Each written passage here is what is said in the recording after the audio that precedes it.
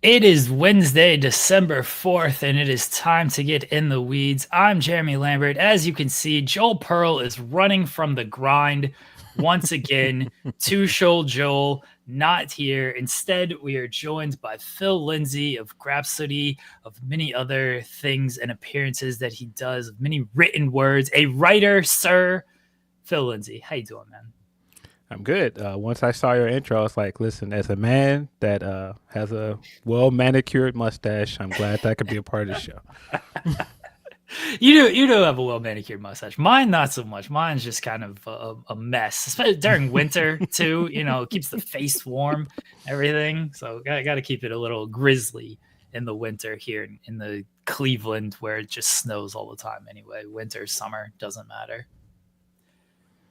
We do have a special guest this morning. We're going to jump right into it. You may have seen the news on Fightful Select. He just signed a contract with MLW. He's part of the Horseman stable in MLW, the Rogue Horseman.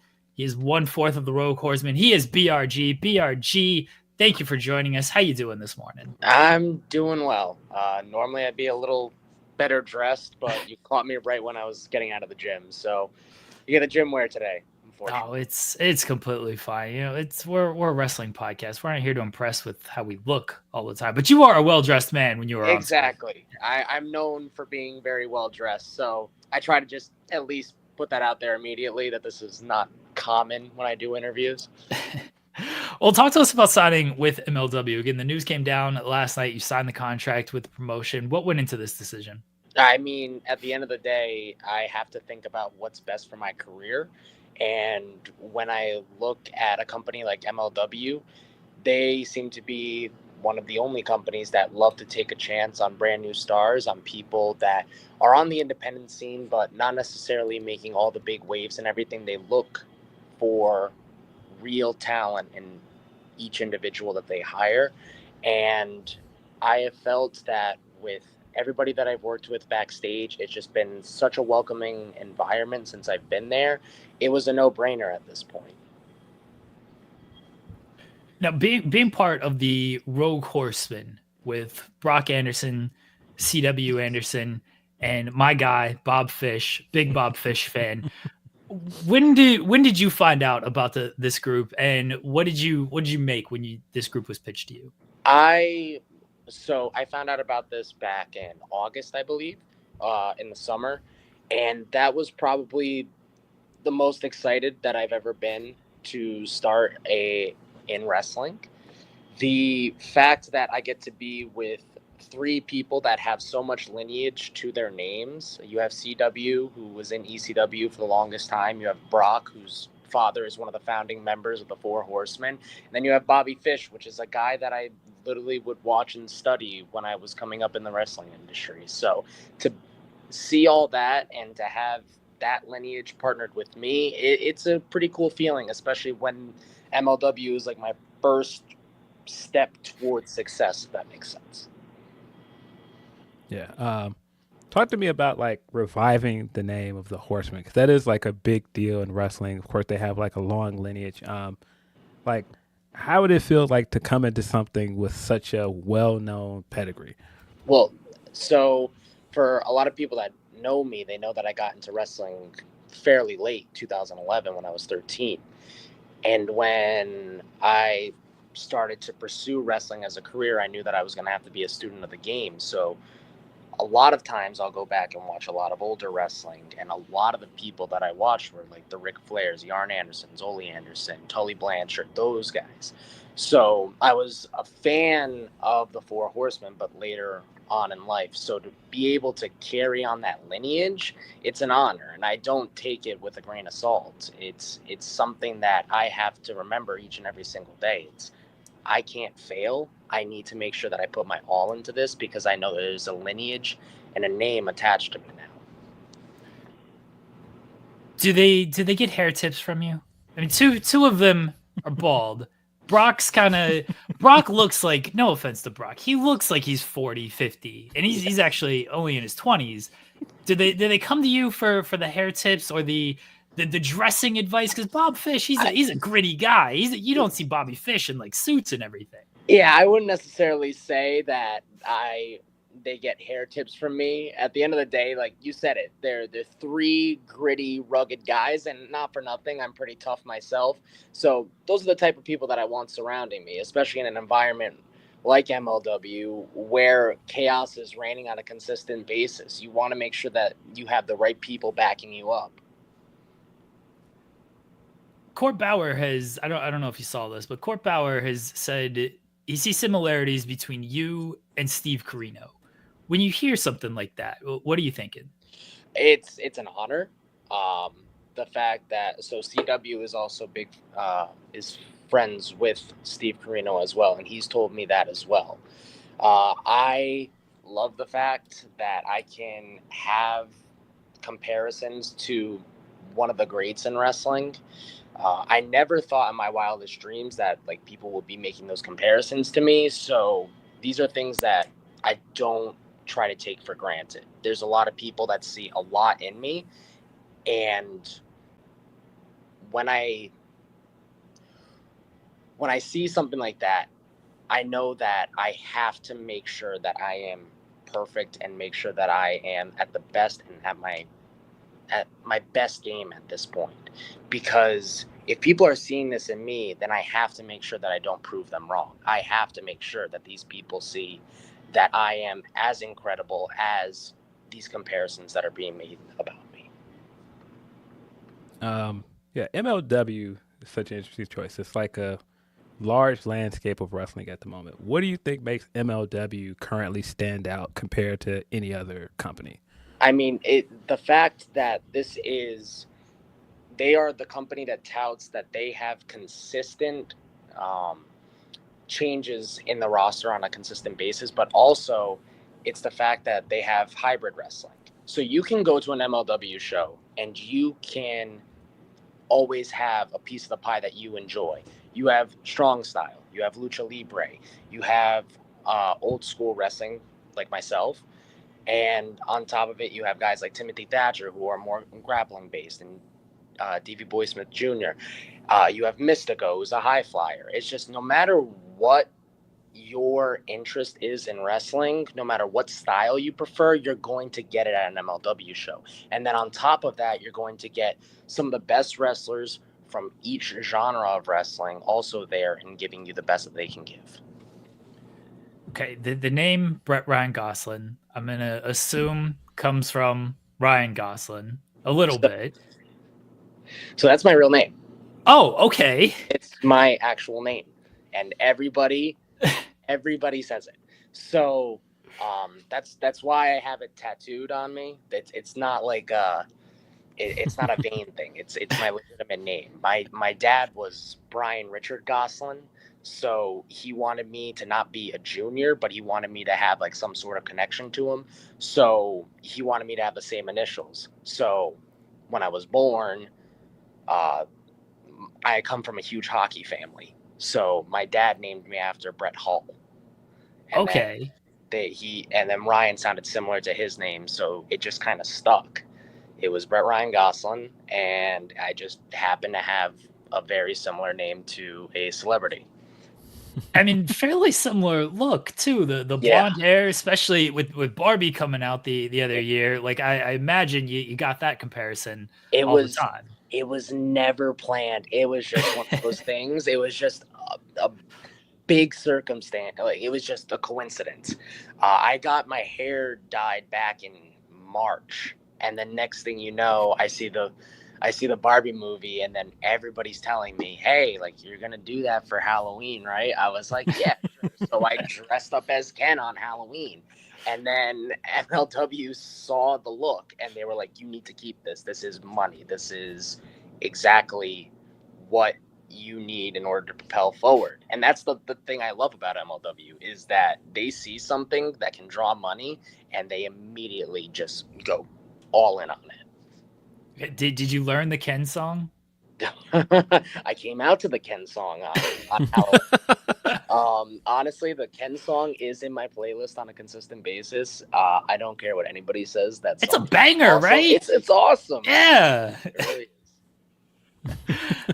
is. have kids. They want to watch the Barbie movie all the time, and every time the Ken song comes on, they're like, "Come on, come watch it. Come watch the Ken song." So yes, it's a great song. All right, I'm gonna go off a little track here. Because you mentioned hockey and you mentioned being named after Brett Hull. So what was your team growing up? I am a diehard Montreal Canadiens fan, and I live in New England, so that's pretty tough. Yeah, I grew up going to Boston Bruins versus Montreal Canadiens games a lot.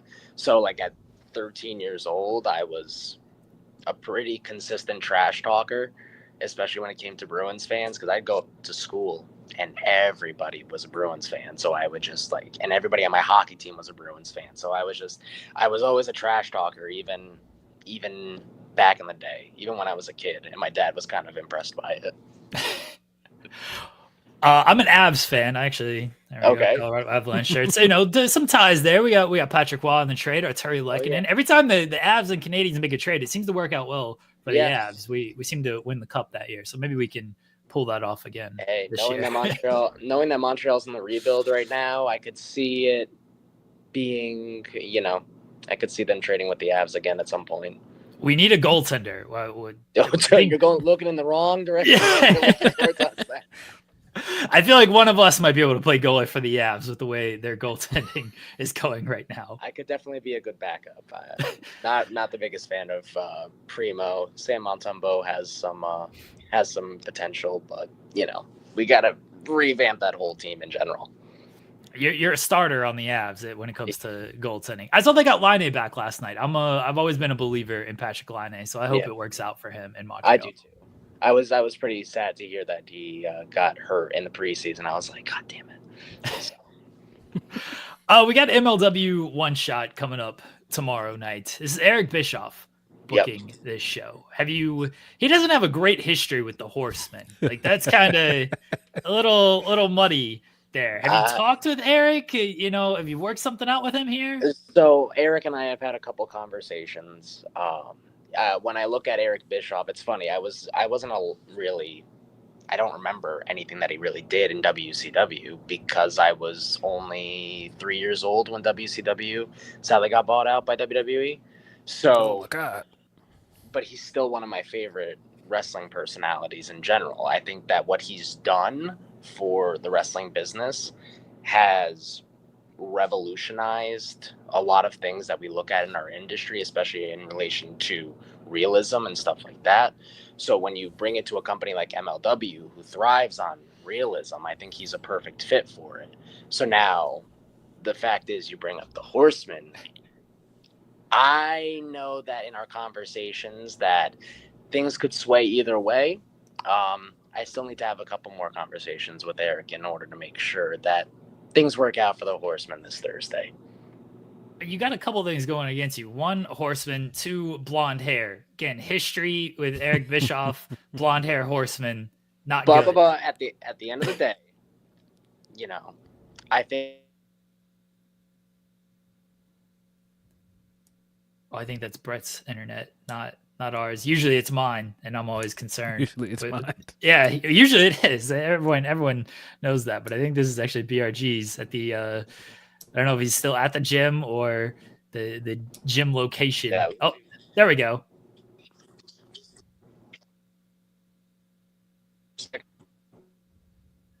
Oh, it is still a little choppy there. We just have a frozen screen. Still here? I'm getting very iffy right now. Yeah, we can actually hear you a little bit right now, but the audio, or the video, I meant to say. Now the video is completely gone. All right, we will see if Brett pops back on. Again, Bischoff is ruining his internet. That's what I'm going to blame this on. Bischoff is sabotaging our interview. Yeah. Bischoff is out here already making enemies with the Horsemen. It's a decade-long rivalry, Eric Bischoff and the Horsemen.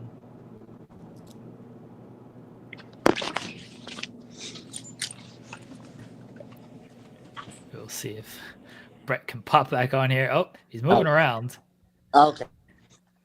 Yeah, we got to move around sometimes, unfortunately. We got audio. And we got audio. That's at least something.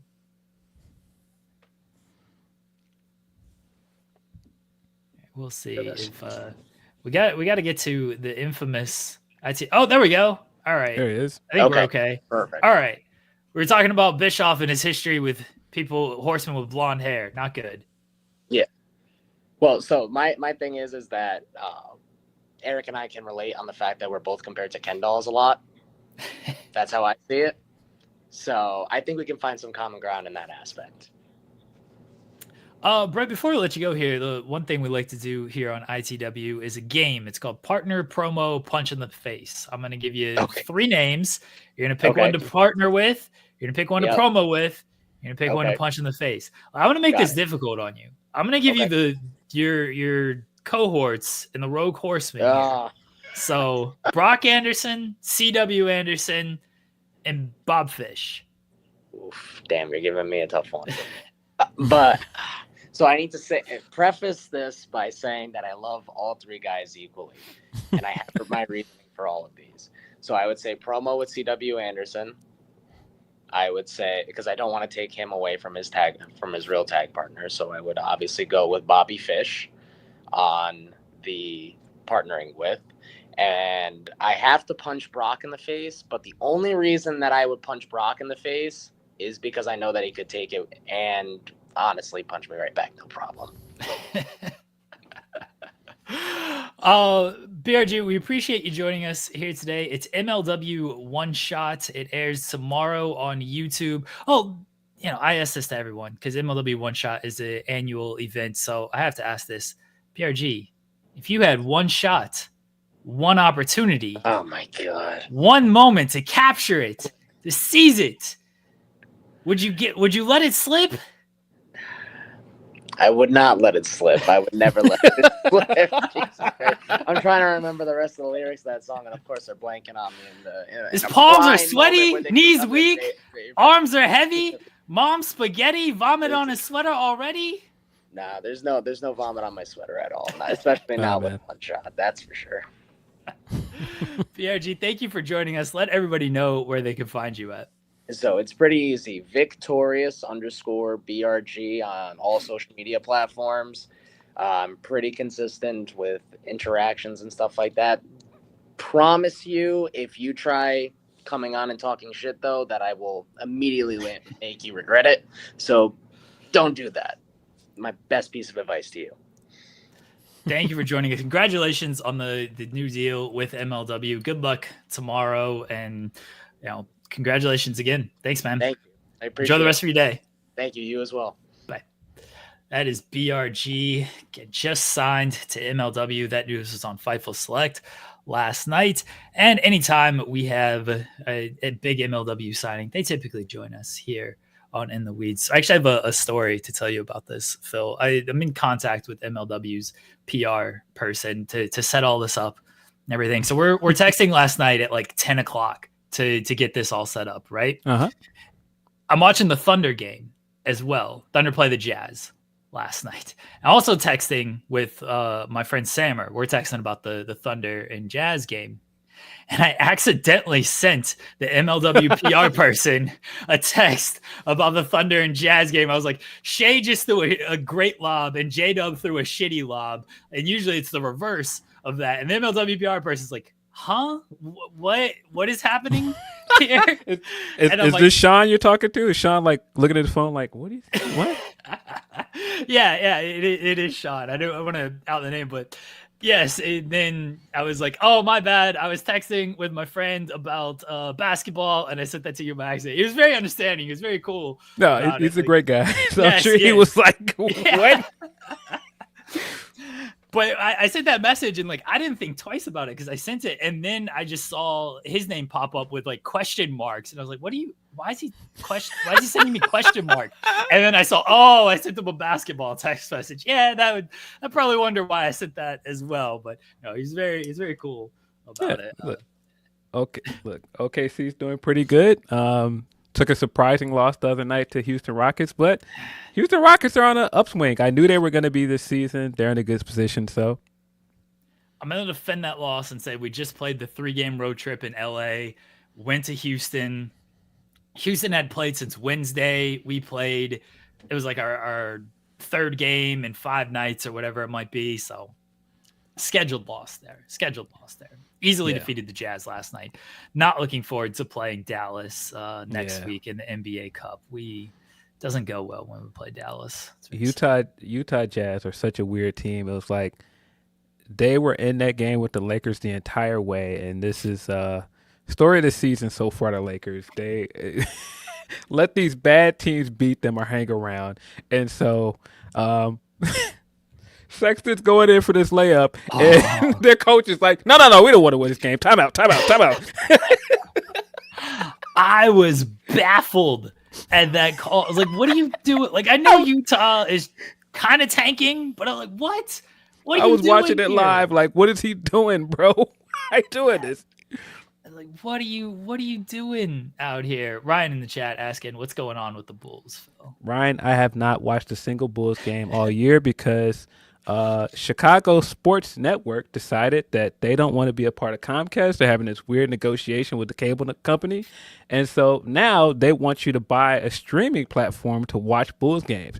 The streaming platform is $20 for Bulls games, $30 for Sox, Bulls, and the Hawks. Guys, I don't know if you know this, but League Pass is $16.99.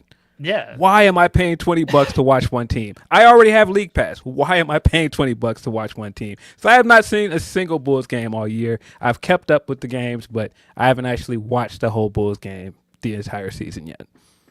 They're a good offensive team. I've seen a little bit of the Bulls, and their defense is trash. Flashes of greatness there. I keep telling people Josh Giddey's played better than I thought.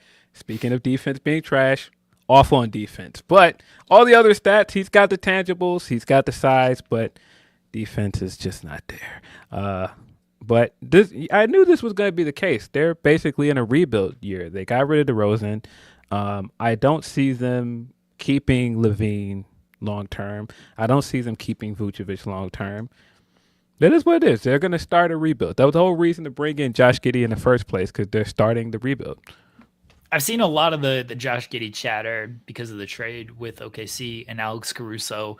And of course, Bulls fans are pointing to the offensive stats that Giddey has. Look, he's a guy who can average a triple-double. Like he can. He did it a few times in OKC. He's got the talent to average a low-end triple-double. He's not going to get you 20 points consistently or anything. He's not a great finisher, not a great shooter, but he can still get you a triple-double.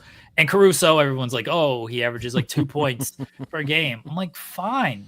Alex Caruso is not there to score points. The last game he played in was his best game. He had like 14 points. Then he got injured in that game. But like, he's there to disrupt things on defense, and he does that exceptionally well. Like he connects everything defensively. He's a good offensive player in moving the ball, keeping it alive. Like his shooting hopefully returns to form because it hasn't been great this year. It's like, but this trade was designed to increase OKC's window in the next couple of seasons and help Giddey just play a bigger role elsewhere, because they wanted him to come off the bench in OKC. Like they wanted him to be the sixth man off the bench, and he didn't really want to do that, which is completely fine. That's his right. He's a young guy who probably wants more opportunities. So I understood the trade when it happened. I love the trade when it happened. I think it's working out as intended for both teams. Yeah, I think the Bulls took a lashing for that trade, but I thought it was a good trade. I didn't understand why people were acting like, oh, Josh Giddey. Now, I also understand people doing the Josh Giddey got a weird case. Why is he around? But in terms of just like it being just a trade and just him as a basketball player, no, in that draft, he was a lottery pick and he had a lot of potential coming in. I got it. I understood the trade. If you want somebody to replace Lonzo, if you're going to move Lonzo potentially, I get it. And you've got enough guards there where you can cover for deficiencies. Ayo's a better defender and a better shooter. So they complement each other. You got Kobe still. Kobe's a better shooter than him. I didn't think it was a big deal. But, of course, you know, Bulls fans are also very loyal. Chicago fans in general are very loyal once they like somebody. And Chicago fans really like Caruso. So oh, how can they get rid of Caruso? And I kept saying, guys, Caruso's not going to make us a better team. He's not going to help us win. We'd have the same record right now with Caruso. Oh, they should have moved Caruso because he's a guy you need on a championship team, and the Bulls aren't a championship team, so you should move them, get what you can. I think the question can be, all right, well, could they have gotten a better trade elsewhere? Could they have gotten a first round pick? Could they have gotten multiple first round picks or anything like that? But like you said, Giddey was 7th overall in that draft, maybe 8th overall by OKC. So he was a lottery pick. And he was at his lowest point because he got abused in the Mavs series and he didn't play well in that series. He was fine in the New Orleans series, but his stock was pretty low coming into that. But at the end of the day, he's a young 20, like I think he's just 21, maybe 22, and a guy who can get you a triple-double on any given night. Like, there aren't too many of those guys out there in the league. Yeah. So I understood it from both sides. Yeah, if you're looking for somebody that's comparable to what Lonzo was when he came in the league, Josh Giddey's pretty close. Like, I think Lonzo's a better defender than him, but like in terms of what they do and their play style, they're pretty similar. Yeah, I mean, Lonzo's a much better defender. Lonzo turned into a really good shooter too. Yes. I don't know if Giddey is going to get there or not. He's not there yet. And Giddey's like, I didn't mind so much his 3-point shooting, although that was an issue. Like him finishing at the rim, I was like, can you please? Like, you got too much size, too much length. Like, can you please like finish at the rim a little bit better? And he couldn't do it. But it was a good trade for both teams. That's what 30 minutes into this show. We haven't talked any wrestling. At least we had an interview, but no wrestling that we've seen. I'm also disappointed that both of us were sitting here. You made the Detroit reference with Eminem. How did we not make the Obi Trice reference when he told us that was his real name? Real name, no gimmicks. I did not know that was his real name. You know, I just see it, and especially because the look is so similar to Ryan Gosling. It's like, oh, that's where it's got to be. It's like, no, that's his real name. Like, all right, I respect it. I appreciate it. Guys, if you haven't already, leave a thumbs up on this video. See if we can get fireworks going. Oh, just a subliminal thumbs up there in the bubble. Leave a thumbs up on the video. Leave a super chat. There we go. Leave a super chat. Get your question, comment, statement read on the air. If you missed the intro of the show, Joel is running from the grind. Phil Lindsey is here on short notice. We appreciate Phil for joining us here on short notice. Joel is more concerned about his new life, his new girlfriend, his new job. He takes time away after an injury. He's not concerned about what's going on here on In the Weeds. Let's get into this segment, Phil. New day on Monday Night Raw. Xavier and Kofi were going to make some sort of announcement. We don't know what it was going to be, but they were going to make some sort of announcement until Big E made his return. And he said, guys, I'm coming back. I'm going to be here. I'm going to be your manager. We're going to get this thing back on track. And Kofi and Woods said, huh? What?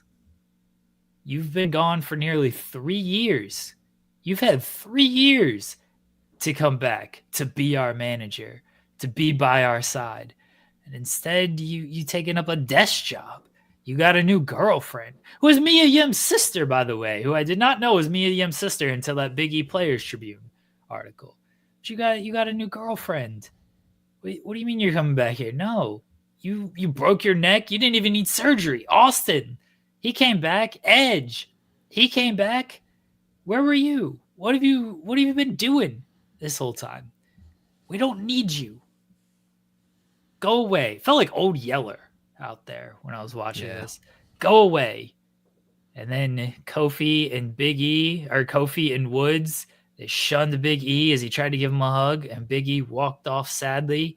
And Kofi and Woods said, it's just us now. It's just us. This was an emotional segment, Phil. What was going through your mind when you saw this thing play out? Well, emotions were running high after the segment last week because we got a very, very epic fight backstage. Like, this was their worst fight in this entire storyline. And watching that segment last week, I was like, this is the best storyline on Raw by far to me.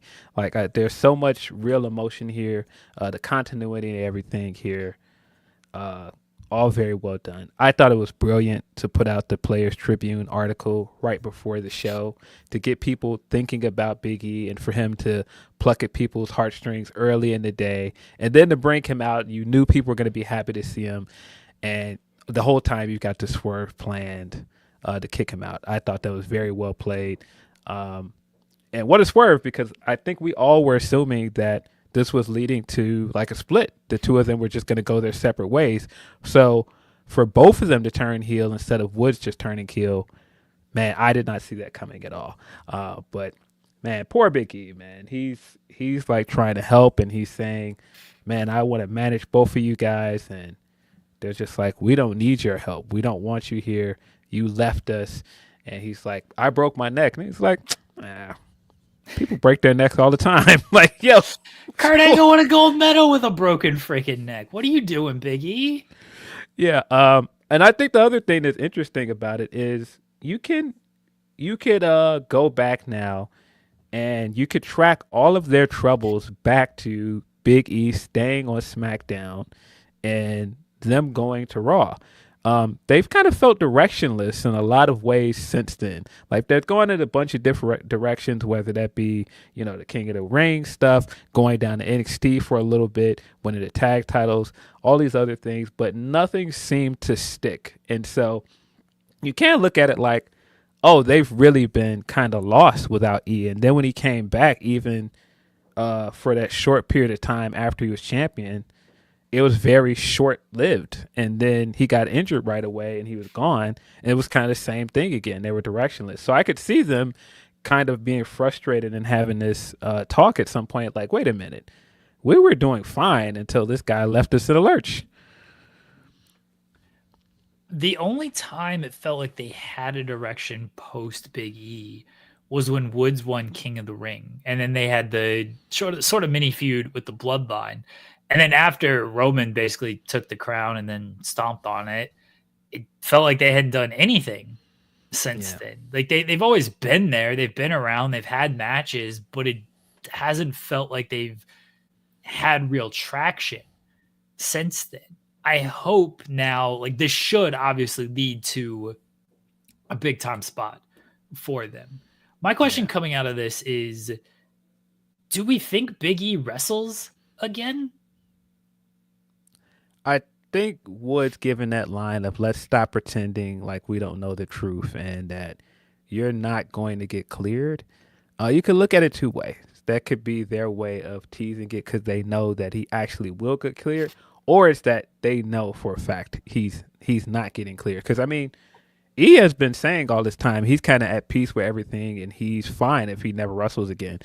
So I think this was kind of their way of, like, shutting the door on it, like, guys, he's not coming back and we don't want him back. I feel like he's not going to wrestle again. Like, That's my thoughts too.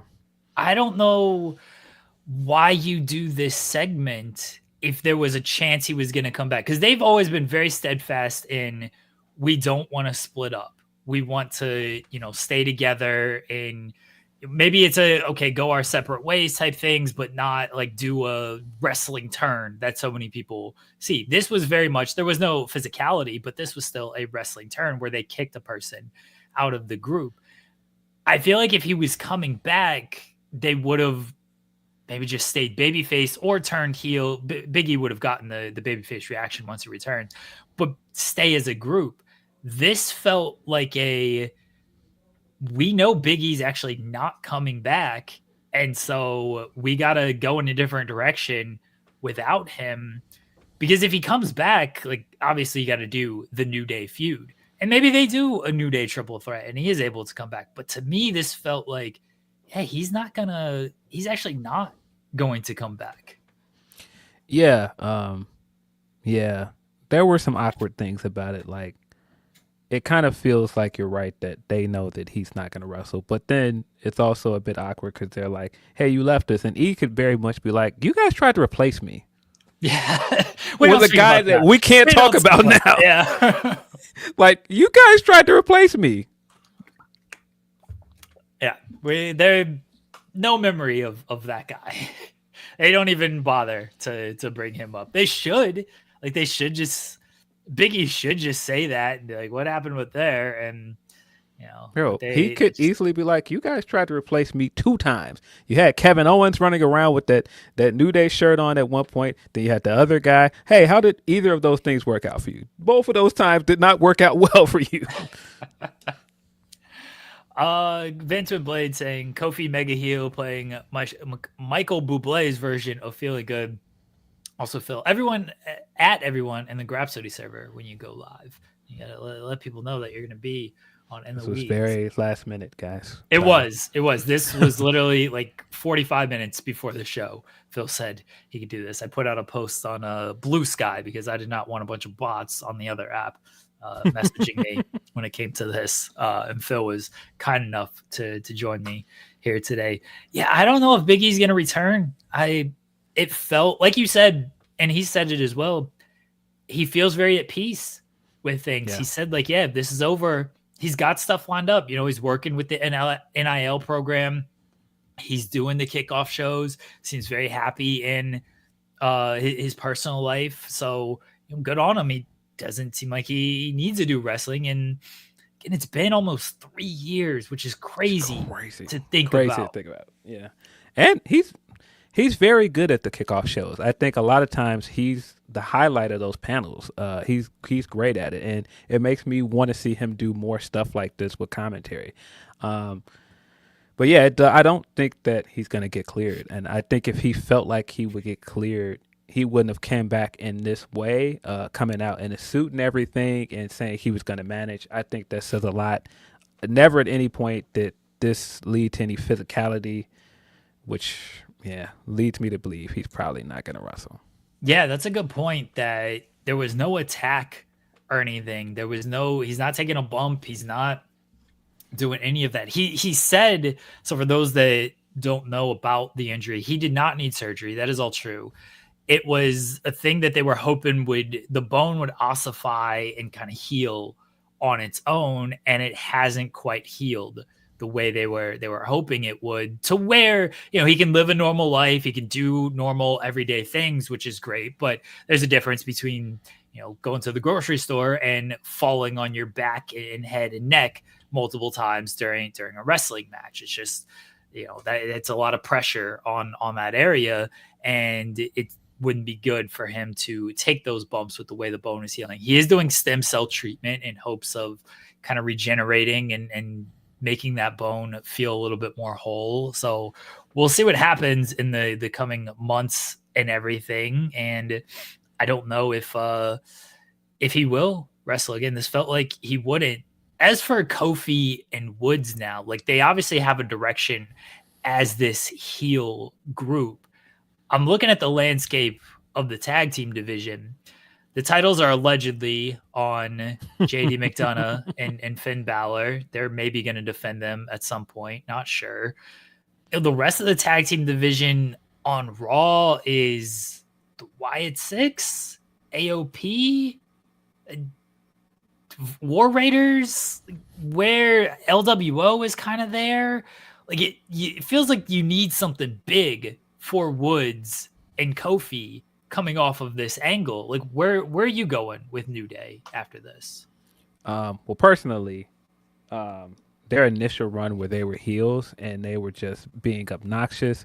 As great as Kofi is as a baby face, probably one of the greatest baby faces ever, one of the most likable guys as a character, but phenomenal trash talker. If you watch this guy play video games and other things, great trash talker, very obnoxious.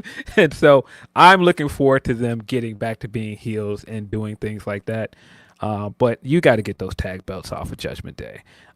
They're just basically sitting on those belts. They're doing nothing with them. At least if you put the belts on New Day, that'll add something big to the tag division. And you can do things with, like, War Raiders, where maybe the War Raiders try to get the belts off of them and there's a chase for them. Maybe you can put together another hodgepodge team to chase them, but at least there's something to aspire to if those guys are champion. Right now, there's nothing. I think a Wyatt 6 feud is going to happen at some point, since Wyatt 6 is so much about family. And Yes. obviously New Day turning on Big E in this way, not very family affair like, not good family ties there. I don't know how to feel about that feud. Like, I like the Wyatt 6 and their over the top goofiness and everything. Their horror spooky stuff, because I don't think they play it too much for straightness the way other groups do.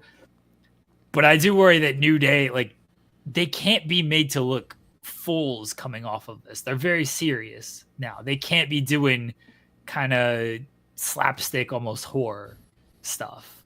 And that's where we saw with Alpha Academy, that's where it went a little too much. Now with Cross's group, it's been played a little bit more straight. And maybe you can do that with New Day. But Wyatt 6 also, they don't lose. And I don't know if they're gonna lose. New Day certainly shouldn't be losing coming out of this. They should be, booked pretty strong coming out of this. Yeah, I mean, there's a way to do some interesting stuff with this.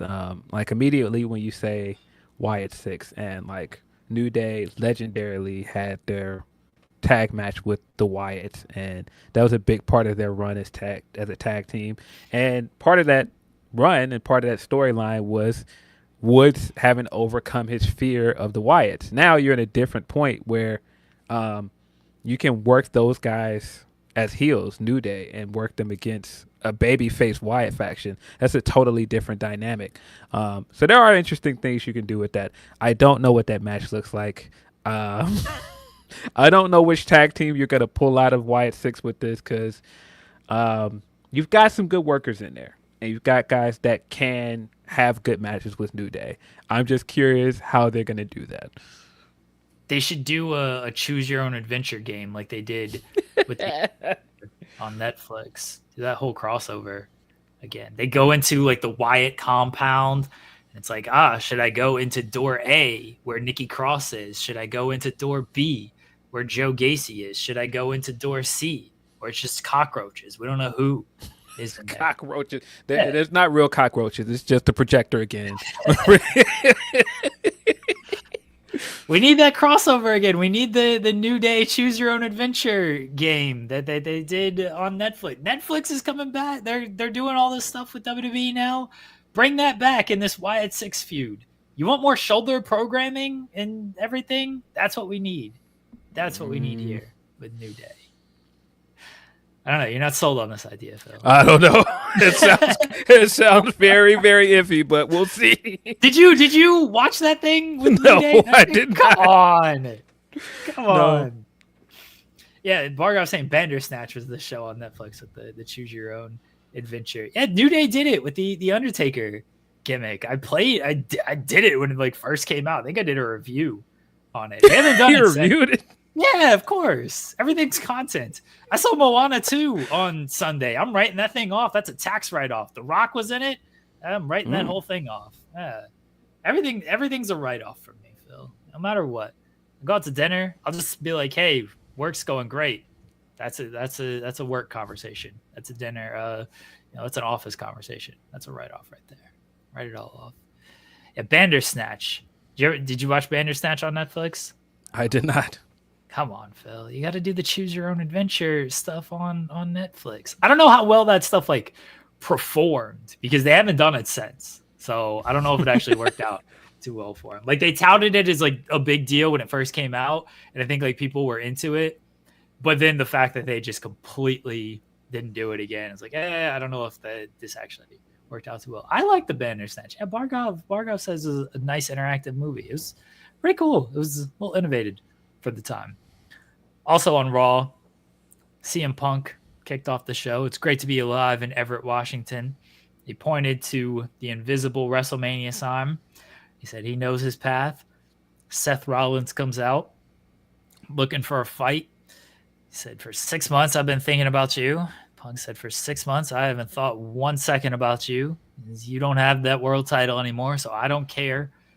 I don't care about you anymore. They allegedly got into a fight. It was allegedly. I mean, come on. Seth shoved him down. Punk, who has like terrible takedown. Seth has no takedown defense, by the way. Seth has got to work on his sprawl. I don't know what Jimmy's got to go to. Like I know he does the CrossFit. You got to get some takedown defense, Seth. That's all I'm saying. Lock in a guillotine or something. There. Terrible take. Punk is throwing punches that were reminiscent of his UFC career. It wasn't even a punch. He was throwing the Stockton slap out there. Just an ugly looking fight. They got broken up by Sammy and Jay. Then Sammy and Seth started a war of words where Sammy was like, "You're the reason for Roman being this monster. You created this monster." And then it led to Sammy and Seth in the main event. Bargov, it looked like Punk was like trying to do like the head fake. You know, he's like going like that, bob and weave, and then coming up with a punch. You ever seen the video of like Ronda Rousey shadow boxing? Yeah. It's awful. It's so bad. It looked like somebody trying to wave dash in Smash Bros. When they do like that duck to move forward. That's what it looked like. It was awful. Yeah, Punk, whatever he was trying to do, it didn't look great. But he smartly went for the takedown. I give him credit on that. That's always going to throw people off guard. But yeah, Seth has got to work on his takedown defense there. Led to Sammy and Seth in the main event, which led to Drew coming back and returning in the main event. What'd you make of starting with Punk and his promo with Seth, and then all the way to Drew's return in the main event? I've made it no secret where my allegiances lie with certain wrestlers and certain wrestlers that I am a big fan of. Big fan of CM Punk. Raw very much feels like his show, to the point that when he's not there sometimes, it feels like something's missing. And like every time he's there and he has these big promos with whoever, it feels like this is the biggest thing on the show. It's only a matter of time before he's champion. I've been thinking this for a while, but he's gonna be champion. It's inevitable. And so all the relevant stuff at the beginning of the show I thought was very good. The promo stuff, all of their promos so far have been great. The promos they had last year leading into Royal Rumble were great, and this was more the same. That scuffle was terrible. It did not look good. It did not look convincing at all. But everything around it was good. Their promo, the stuff with Sammy afterwards, the quick whodunit of them thinking maybe Rollins attacked Jay, because they have been doing a little bit of teasing that Rollins could turn heel. So I thought that was a great way to go. And for this to all turn around and Rollins just go like, well, why are you looking at me? Why am I the guy that you can't trust? But you can trust that other guy that tormented you for months. Like, you guys trust Roman, but you don't trust me. I'm not the bad guy here. They're connecting so many stories to essentially Roman. Punk's connected to Roman because he even mentioned the favor that he has in his back pocket with Paul Heyman. Punk wants to be in the main event of WrestleMania. That's no secret. He's made that no secret on television and through interviews. So Joel and I were talking on Monday about what's Punk's favor going to be. Do you have any theories on what he might ask Paul Heyman for? I do. I've given this theory on both Grapsody and the post show for SummerSlam, but it makes all the sense in the world for a guy that has no real claim to a title match. He's only wrestled one guy this entire year. He's had 3 matches with Drew McIntyre, and so I could see Gunther going like, no, I'm not giving you a title match. Why do you deserve a match? You've done nothing. You've come back and wrestled the same guy and beat the same guy. I'm not giving you a match. So I think this is all leading to Paul Heyman's favor being, because he clearly has some influence with Adam Pearce. We saw that when Adam Pearce was GM for both shows, where he just let Bloodline and Paul Heyman walk all over him. I think he's going to have him get in Pearce's ear and get him a title match. And it makes all the sense in the world for him to forego the Royal Rumble where he got injured last year. Like, nah, I'm just going to go around that and I'm just going to call in a favor. So now, even if he's in the Rumble or even if he's in any of those matches and he loses, he still has that favor and he could just go around it and get his title match, which further goes into the storyline with Rollins. Rollins built that belt up to be this workhorse belt, and you got to work to earn your shot, and he just goes in and calls in a favor with somebody, especially those guys that he already hates. I think that's where we're going. So what about Punk and Gunther at Rumble? Punk wins the title there. Rollins wins Rumble, and then you set up Rollins and Punk for Mania. Yeah, that's where I'm not sure because I think that that's the best route to go is to have him win it at Royal Rumble and have Rollins win the Rumble. But I'm not sure if they're going to go into WrestleMania with Gunther as champion. As much as I like Gunther, I think he's a great wrestler. He doesn't feel like he's that high on the totem pole on Raw. It feels like there's so many other characters that are ahead of him. And so I don't know if I can see him being champion all the way up to WrestleMania.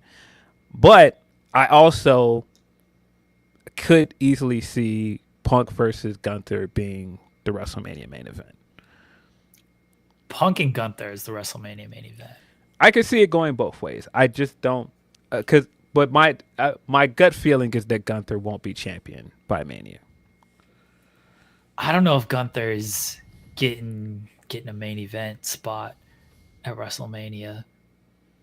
The Punk and Roman aspect is very interesting to me because let's say there's a report by Chris Featherstone at Sportskeeda, and Sean has kind of backed this that right now The Rock isn't in Mania plans. We don't know if The Rock's The Rock. He's gonna show up whenever he wants to with his people's title that he never defends and his Terramana and everything. I don't have the mana with me. I can't just have my Terramana here. But he's gonna show up whenever he wants. But right now they're not planning for him to be at WrestleMania. Do you run back Cody and Roman? I don't think you do. I think that's a bad. I am here again. I said this as well on Grapsody. The second all of this stuff happened and Punk ended up with those guys in the War Games match and Rollins was nowhere near it, I'm back on my agenda. Ladies and gentlemen, Seth Rollins versus Roman Reigns is the match. If Rock is not available, this is the year. You didn't do it in Dallas. You gave us that Brock match where you did the unified titles match where we've had to suffer for years because of that. Brock should have never got that match. That match wasn't great. That was the year I thought, especially coming out of Royal Rumble, that was the best match at Royal Rumble that year. It was indecisive. This guy has ducked Rollins for 2 years. Has not given him his singles match, has continued to talk trash. He said the other day, at the second I get a chance, I'm going to hit him with a chair. Okay, cool. Get in the ring and fight him then. Why do you keep ducking him? This is the year, ladies and gentlemen. Seth Rollins versus Roman Reigns. Main event WrestleMania. This is it. If Rock is not there, that's the match. That is the match. Hold on. Seth ducked Roman at Survivor Series. Seth had a chance to join up with Solo and the Bloodline. He didn't. No. He didn't duck him. He didn't duck him. The whole time he's been saying, I want the match. I'm not going to team up with you and help you get back what you lost. No.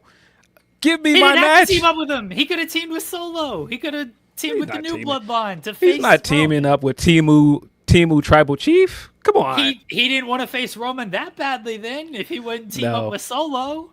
No, I think the more that this is going to build, though, if it is not Rock, I think that's the one match for Roman. It's been long overdue, and I've seen people say that there's no heat behind that match, but every time these guys get together and they do even a little bit of build for the match, people are interested. I mean, this year in the Royal Rumble build, all of this stuff with them in the ring, I kept going, nah, man, that's the money match. Roman and Rollins is the money match. If you don't think there's going to be heat for Seth and Roman, maybe you think it's not there now or whatever, give those guys one promo segment together. You'll get every bit of heat that you need with those two. There is so much to play off of. I think the same thing with like Roman and Punk, because I'm not rolling out the possibility. I brought this up on Monday that the favor is a match against Roman. Punk wants to be the main event at WrestleMania. Title, no title, who's the main event at WrestleMania? Who's been the main event for, 8 years now? It's Roman Reigns. That's the guy who is almost like guarantee main event. And then you, of course, tell the stories of, Heyman kind of went behind Roman and I'm facing Punk. I don't know about all this. Like, what do you mean this is the guy I got to face? And of course, there's just plenty of story to tell with Punk and Roman. Because Punk's no comment when he was asked about, like, what do you make of Roman's rise over the past 10 years when you famously said it's all about making Roman look strong. That to me felt like, I'm not going to give my opinion at this press conference. We're going to talk about this in a television segment and make some money off of this. Yeah. I was vindicated again because I laughed on Twitter when people were saying, why would these guys in character not like each other? I'm like, guys, have you not paid attention to the last 10 years of wrestling? There's so many reasons for these guys to not like each other that are not just backstage stuff. The podcast, Roman, in the week that Punk was coming back to wrestling, that's when he gave that interview with Helwani where we got the needle mover shot. He got on TV with the needle mover shirt. There's so many things. I mean, he's been throwing jabs at this guy since he came back to wrestling. I say all the time, that week where Punk did his shoot promo on Hangman, where he popularized the "stop me when I'm telling lies," and then 3 days later on SmackDown, Roman looks straight in the camera and goes, "You are lying." All of this stuff is there. They have so much stuff that they can build up. I mean, arguably they have more material for Roman versus Punk. I'm just not sure if they're going to do that match this soon. To me, if you don't have the Rock match and you're thinking like, what is the biggest possible match? I feel like Punk and Roman is the bigger match than Roman and Rollins. But like, to me, you could justify kicking Roman and Punk down the road. At this point, it kind of feels like shit or get off the pot with Roman and Rollins. If you're not going to do it now, I think this is your chance. You've got to do it now or just like move on.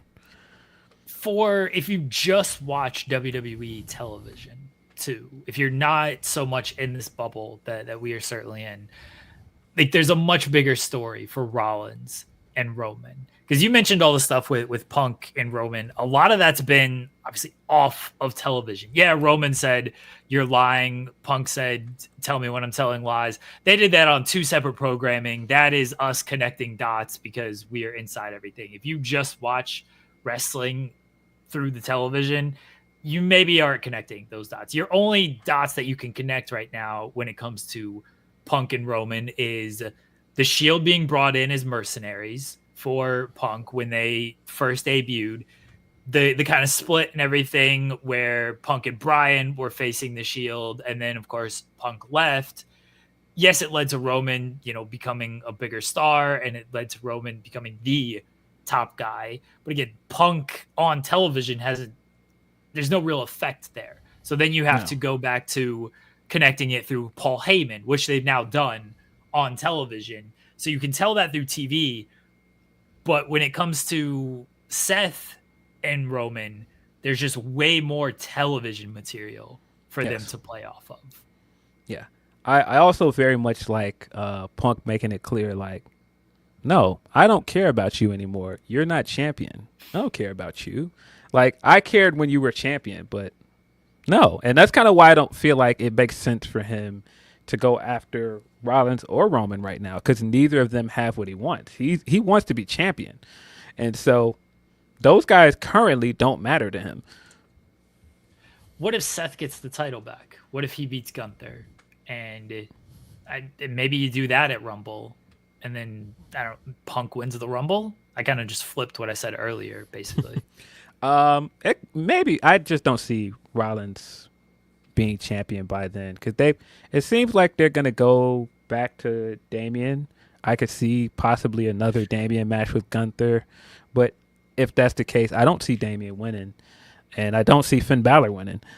So I would love it if Finn Balor won, but I just don't see it happening. I don't know if they're gonna go back to Priest with the title. I think I see it more as Punk, Seth, or even Drew. I'm not rolling out Drew winning that title. He came back. He went after Sammy.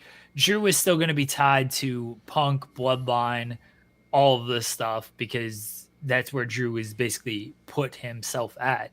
There's still that part of Drew that feels cheated out of the title. He won it, and then Punk cost him, and then Damian cashed in. He had it won again, and Punk cost him, and Punk cost him, and Punk cost him every single time. I still think there's a big part of Drew that feels, I would be champion if it wasn't for CM Punk. Fine. CM Punk and I had our battles. We went to war in Hell in a Cell. Maybe he got the better of me. I'm through with him. My focus is the title. Again, you got to give him some wins, obviously, but I'm not ruling out that Drew is the champion going into WrestleMania. I just don't think it's going to be Gunther as the champion going into Mania. No. I think with everything they're doing with Sheamus, it makes more sense for him to be the guy that's like, oh, this is the last thing you've never done. You've never been IC champion. I'm going to take that away from you. I can see if he's not in the world title picture by WrestleMania, I could see somehow Sheamus versus Drew for the IC title by WrestleMania. Ah, okay. So Sheamus beats Braun Breaker? Maybe Drew beats Braun, and Drew is Braun? the obstacle for Sheamus to get past. Okay. I could see it. I said this on Monday. I feel like at some point you gotta really make Braun Breaker. I don't think this guy's long for just sticking around in the mid card and doing that kind of stuff. It feels like he's ready to ascend right now. Jacob Fatu's another guy that they're obviously very high on, and they've protected certainly in matches of making him look very strong. Maybe there's a big role for him at WrestleMania. I mean, I think it's inevitable. He's going to throw Solo out of the group. It's inevitable. I could just see it, like him standing over him, throwing him out, and telling him one last time, I love you, Solo, and kicks him, ceremoniously kicks him out of the group. It's inevitable. It's coming. I don't know where Solo goes after that. Solo, at least right now, he's the leader of the new bloodline, and so he has a good purpose. If he's just kicked out of that group, he ain't overshadowing, if he goes back to the OG bloodline, like he ain't overshadowing Roman. He ain't even overshadowing Jay right now. Like Jay feels like one of the top stars in the company. I don't know where Solo goes after that if he's no longer this new leader of the bloodline. Ken Bruno saying Solo and Usos against Jacob and Tama and Tonga at Mania. Possible. Maybe. I mean, you can put over Jacob Strong on that. The thing with Jay is the dude's so over that it's almost tough to deny him almost a solo spot. Like not solo Sikoa, but like a single spot on that show. Yeah. Teaming with Jimmy and then potentially teaming with Solo almost feels beneath him at this point. It kind of does. It feels like they need him to get on that card more than he needs them. I think they ended his IC title reign way too soon, by the way. I think he should have stayed champion after Survivor Series at least. Will Chisholm sends a super chat and says, I love how they kept KO and Sammy apart. Makes me think that's going to be Mania 41. If he hates Cody, he's going to kill Sammy. They've definitely got that in their back pocket of Kevin Owens being very upset at Sami Zayn for teaming with Roman Reigns again. Yeah, I've been thinking for a while. It makes a lot of sense for him to in some way end up on Raw, getting banished to Raw after all of this stuff with Cody, because there's so much stuff you can do with him on Raw. The Sammy storyline is right there, and CM Punk as champion, potentially feuding with Kevin Owens is money. That makes all the sense in the world. I feel they'll put things aside for business purposes. That's those two. The way they don't talk about each other is something. There's legitimate. They very clearly don't like. Well, Kevin Owens very clearly does not like him, and there are rumors about why. There's been stories for years about why, going all the way back to ROH. Also, who he's friends with. There are plenty of reasons for him to not like Punk, and it seemed very obvious that he does not like him. All of the Sammy interactions as well, you could tell that Sammy felt a way about Punk when he did the watch along thing and asked him, "How did you feel about Punk coming back?" And he's just like, you know, I had mixed feelings about it, but the fans liked it. We've since talked it out, and I was like, oh yeah, he had some beef there too. I think like Punk has shown he can kind of put stuff aside, and if you can do business, he will do business. I imagine Owens is the same way. Like yes. Kevin's a professional at the end of the day. That playing out on screen would certainly be something. I don't know if they're gonna go there with those two. I just don't know if they should. It makes all the sense in the world. Yeah. Go ahead. There's so many things they can do with him, but this is again, and I thought this watching Survivor Series and watching the bits of the press conference that I did see. Wrestling is just better with CM Punk, and that's not just me being a fan. It's just you can see it. Like you can see so many times where, like when you look at other people's interviews and stuff with him, when you look at when people just throw his name in a headline or thumbnail in it, and you see the amount of people that watch these things, you see how much interest there is in him. I mean, like he's only been with the company for a year now, and you already see. I've been saying for a while the Roman match is probably one of the biggest matches of this generation in terms of like the last 10 years and what that match means in wrestling. The fact that that's still a viable option is crazy. I said this before Survivor Series, when they did the Roman and Punk sit down and people didn't fully love that it was such a cinematic type thing, but I was like, Punk's just compelling television. He's very compelling, more compelling when he's out in front of a crowd and can, play off of somebody. That sit down was 5 minutes and it probably only needed to be about 2 minutes because they just repeated themselves. Yeah, and the music cues and everything. It was very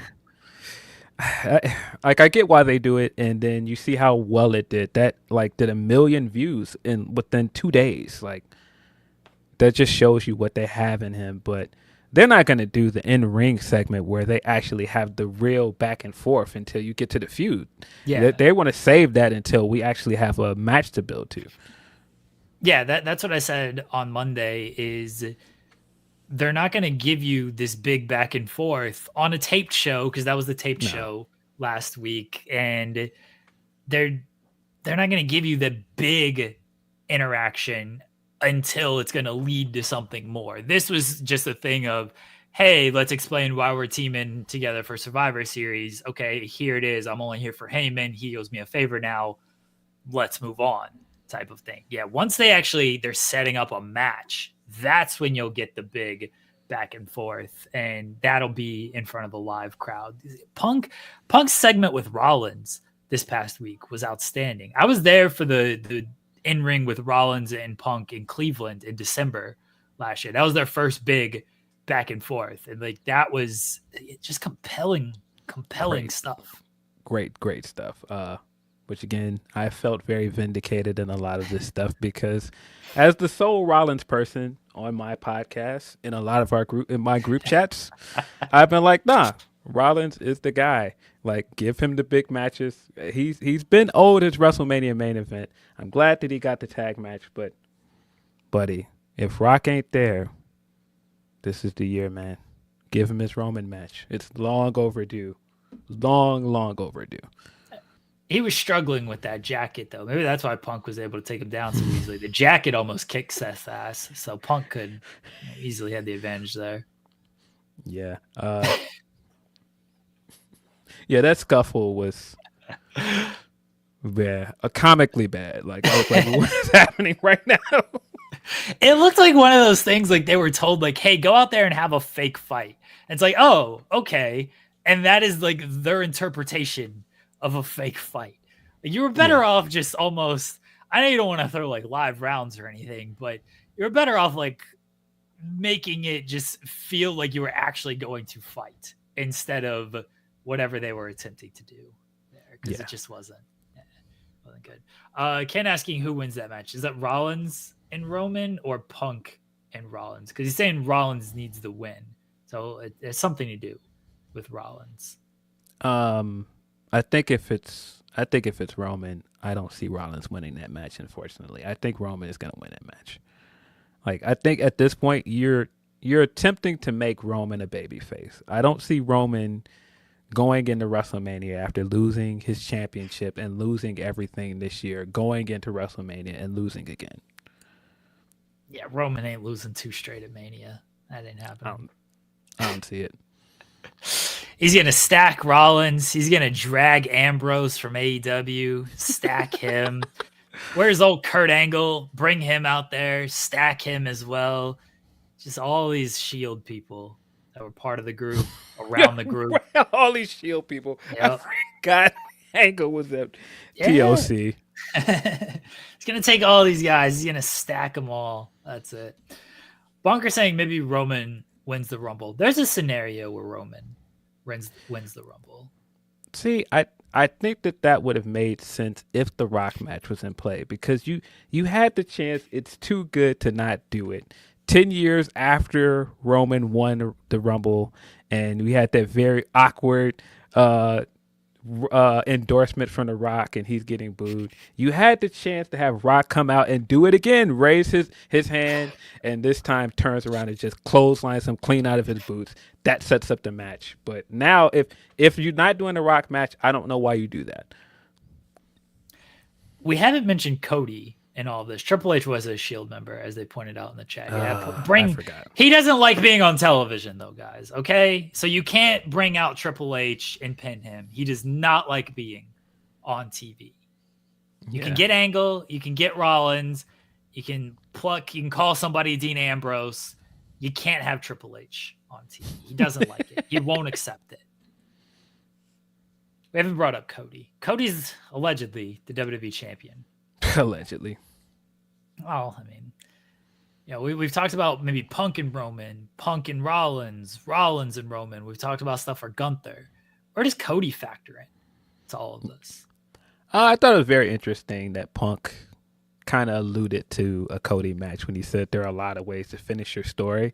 So I think he's trying to get people to think, hey, if I win the Rumble, I could pick either champion. Maybe I go and have the Cody match. Because he does kind of have unfinished business with Cody after Royal Rumble last year. So that's a possibility. But the thing is, like right now, if you ask me, out of all of our options, Punk versus this person, Cody is kind of the least interesting of all the options. And not saying that wouldn't be a good feud, but when you could potentially do this Rollins match that they've been teeing up for over a year, or do the Roman match, why would you pass up on either of those options to do the Cody match? Well, the title has to, you would think, come around to one of these guys. Because that doesn't feel, even though you can do the story Punk Roman, Rollins Roman, Punk Rollins without the title also feels like a central part of any Roman feud ever, especially going into WrestleMania. So where does that leave Cody, who is the current champion? Does he lose it to one of those guys, or do they try to elevate the world title on Raw by putting it on Rollins or Punk? And then again, where does Cody, if he is the WWE champion, where is he at WrestleMania? I see people saying Randy. I don't know if Randy's just coming back and turning on Cody. I don't know if that fully makes sense right now. Yeah. Cody versus Randy makes a lot of sense. I think in terms of like heel turn and everything, that makes a lot of sense. I kind of think if Rock is not in play, Orton makes a lot of sense. Now, is that an exciting option? Maybe not. But, I mean, they've been teeing this one up all year as well. Cody at Survivor Series last year saying how much Randy Orton means to him and how he's a big inspiration. Of course, like the legacy stuff, And, he's been like legitimately a mentor. He had him on his bus drinking Wheatley vodka and all the rest of this stuff. You've got a lot of stuff to build on with the Orton match. So that makes a lot of sense.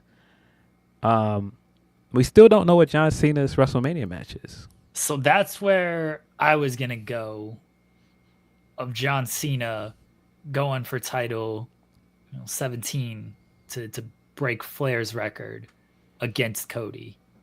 Yeah, I think if you're going to do a big match, Cena makes a lot of sense against Cody as well. And I think Cena's probably a more exciting option than Orton if you put on there him potentially breaking Ric Flair's record. This is going to be Cena's last WrestleMania. Yeah, I think that makes a lot of sense. I don't know, man. But the Orton option makes a lot of sense as well. I am very curious what Cena does at WrestleMania. Cena winning the Rumble and potentially getting the Cody match sounds absolutely absurd, though. I think it's more likely that Cena wins Elimination Chamber, and that's how he gets the match. Because if you, let's say you put the world title, Gunther's title, on Punk or Rollins at Rumble, and then one of the other two wins the Rumble, or Roman wins the Rumble, and he decides he wants to go after that title because he wants to face Punk or Rollins instead of dealing again with Cody. He's like, maybe Cody is old news to him. He's already done what he needed to with that title. This title is the one he wants because he wants to face Rollins finally. I forgot they did announce he's going to be at Elimination Chamber in Toronto. Yeah, that's going to be the last time he'll ever be in Toronto. He can't get a visa after this. They're not going to let him through.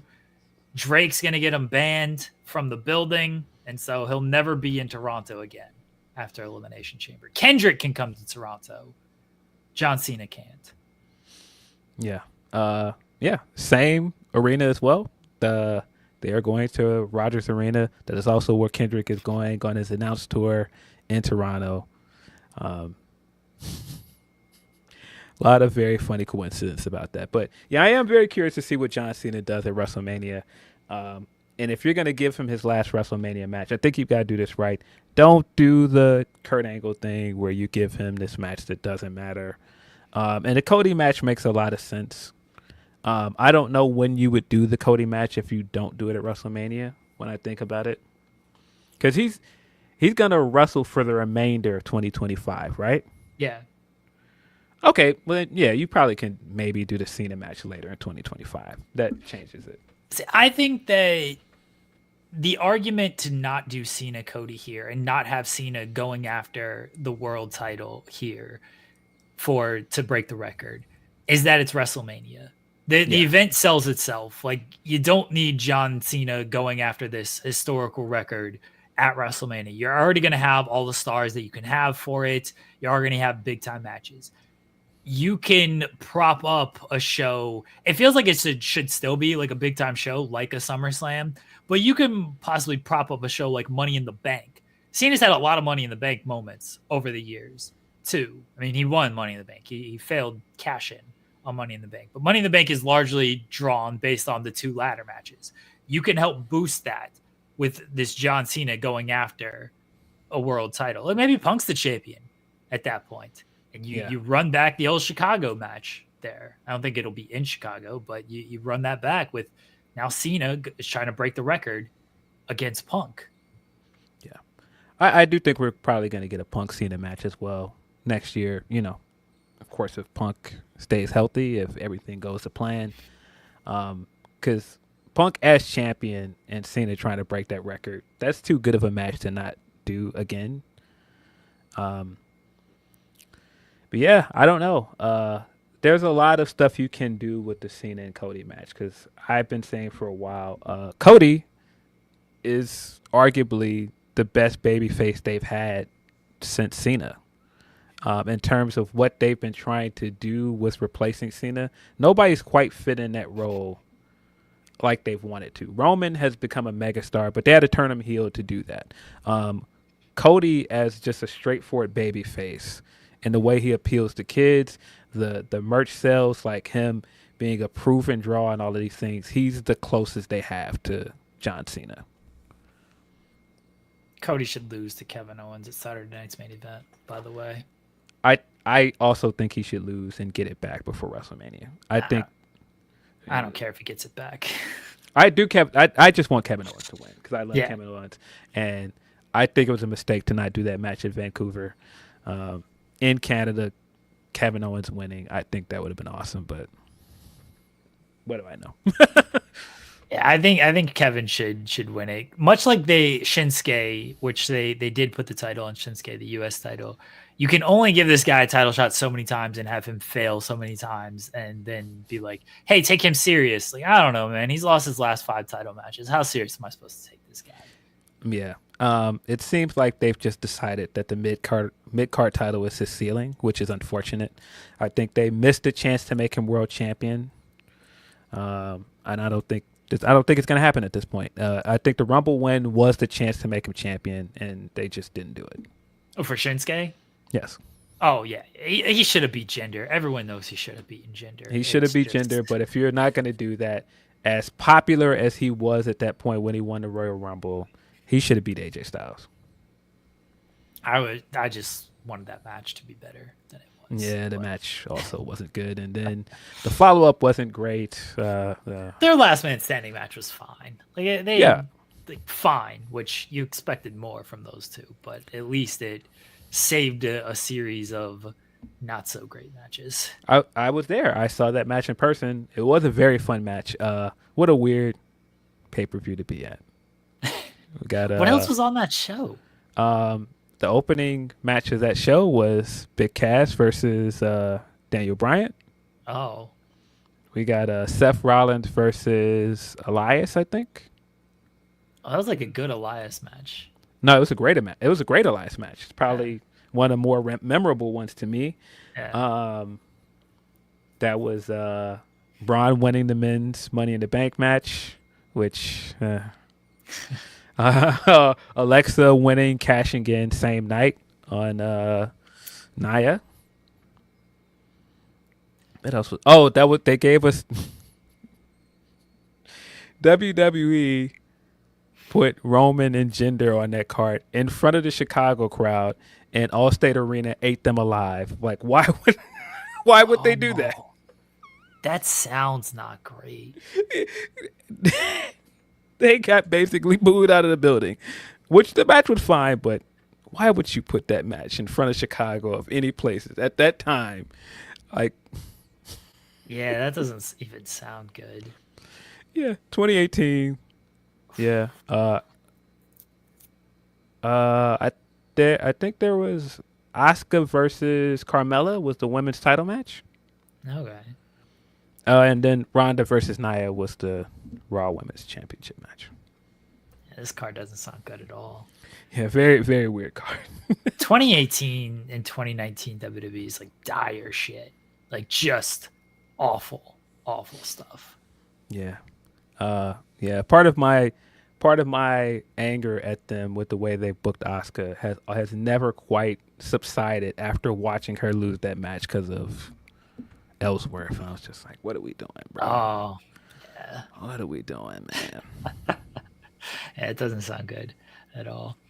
Anything else from Raw? Those are the two big segments that a lot of people were talking about for good reason. But anything else from Raw stand out to you? Yeah, I thought the Drew return was very well done. I thought it made sense for him if he's going to come back after all the CM Punk stuff. The people that he would be still upset with anybody that's trying to help Roman in the bloodline, because he's never gotten over the bloodline costing him the title. So that made sense. So for him to go after Sammy, that makes sense. I do think we're probably going to get a Jay match as well. Very curious how much Bronson was going to figure into this if he didn't get injured. Because it seems like their report suggested that they brought back Drew ahead of time because Bronson wasn't available.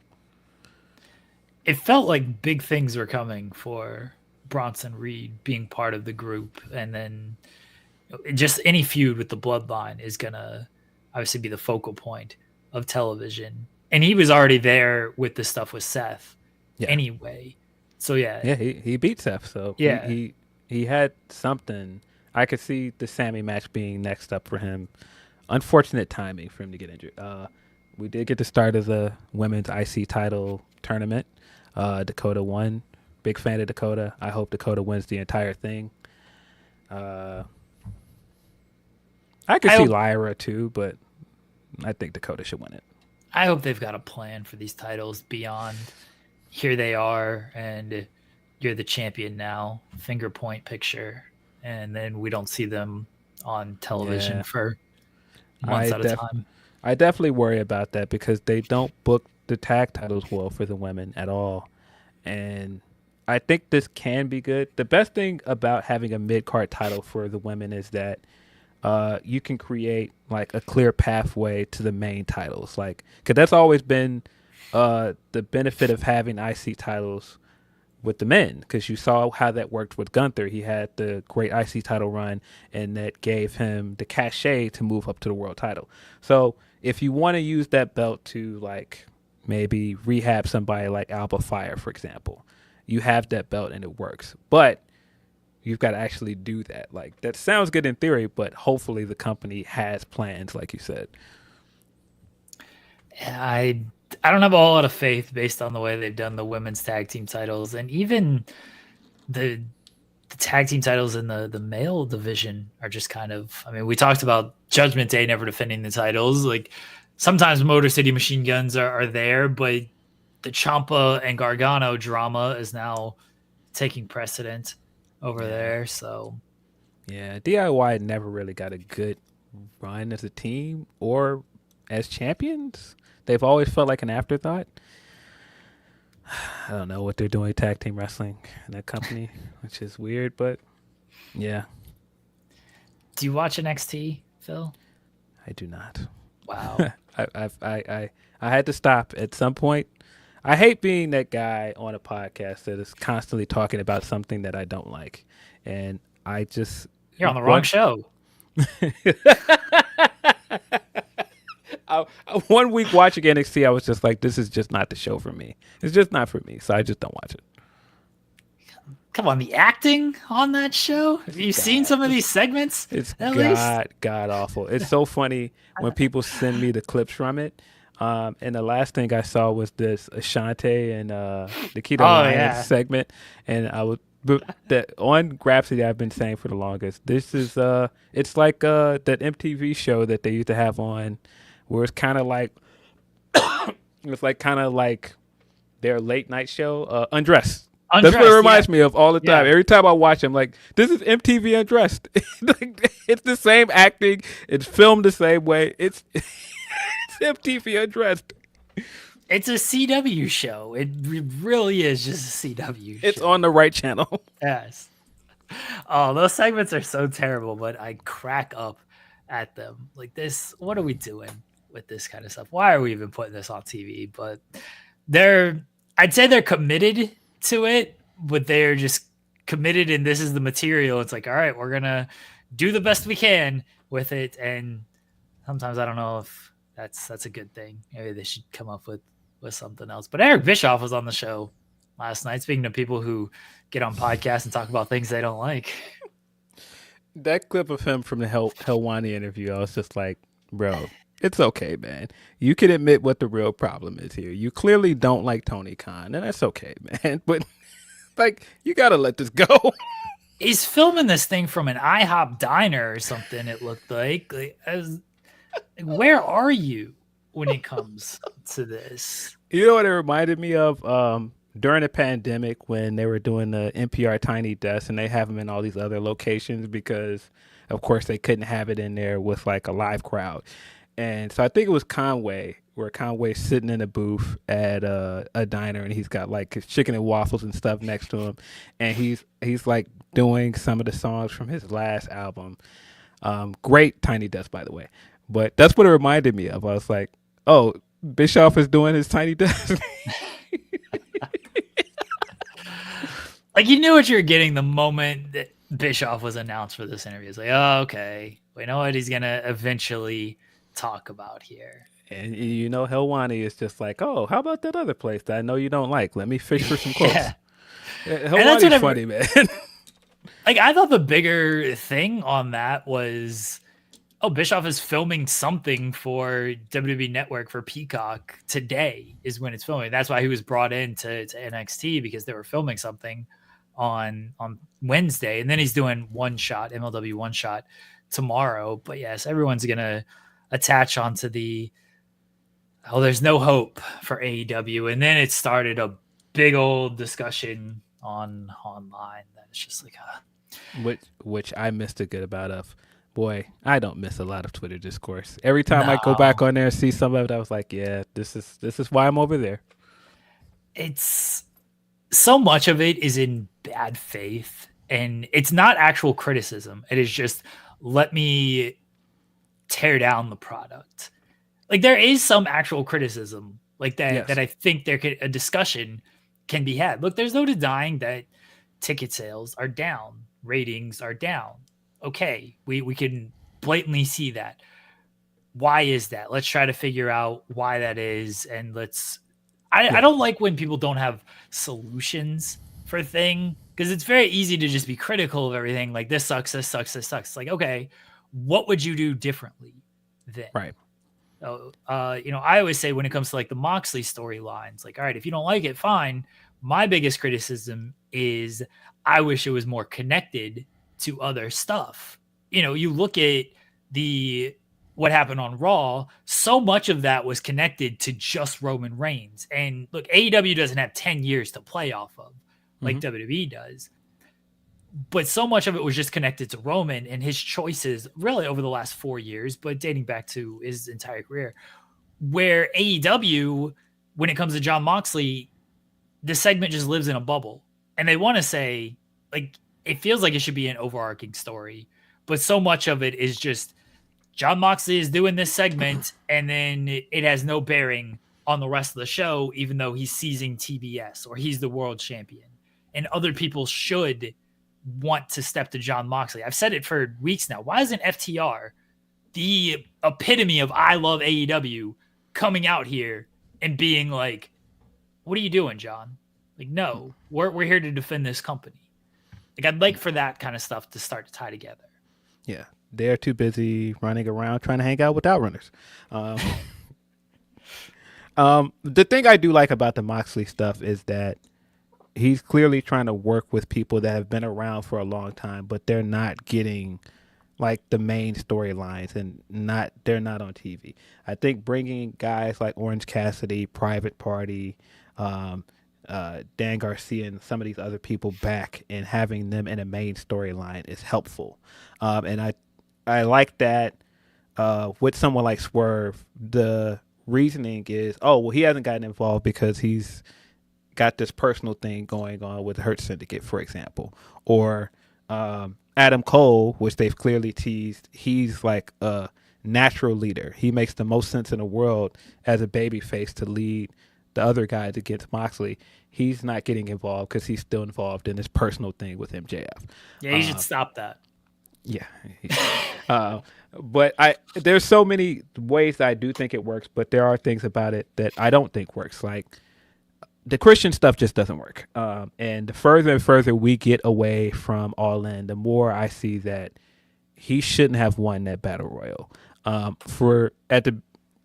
the beginning of it, when we got to All Out and the build of All Out, I was kind of like, why did Nigel just win? Because that's an easy way to just set up the Nigel and Bryan match instead of doing this convoluted way that we got there. But now, and watching Full Gear, it's clear as day Hangman should have won that contract. Hangman is the guy that you should be trying to make champion sometime in 2025. Oh, I've said that Hangman and Swerve should headline All In Texas for the title. I don't care how you get the title on whichever one you get the title on, but that should be your headlining match for All In Texas. You got plenty to build off of that too. Even if it's not them particularly, it should be Hangman. Even if you want to say it should be Hangman Ospreay, it should be Hangman. Hangman should be champion, or at least around the title picture going into All In. that's where Hangman losing 2 straight, and look, Jay White could use the victories. I have no issue with Jay White getting the victories, but Hangman losing 2 straight after beating Swerve at All Out, I was like, I don't know about that. And now he's in the world title picture, which sort of makes sense. He has the history with Jon Moxley, but I don't know why Hangman cares.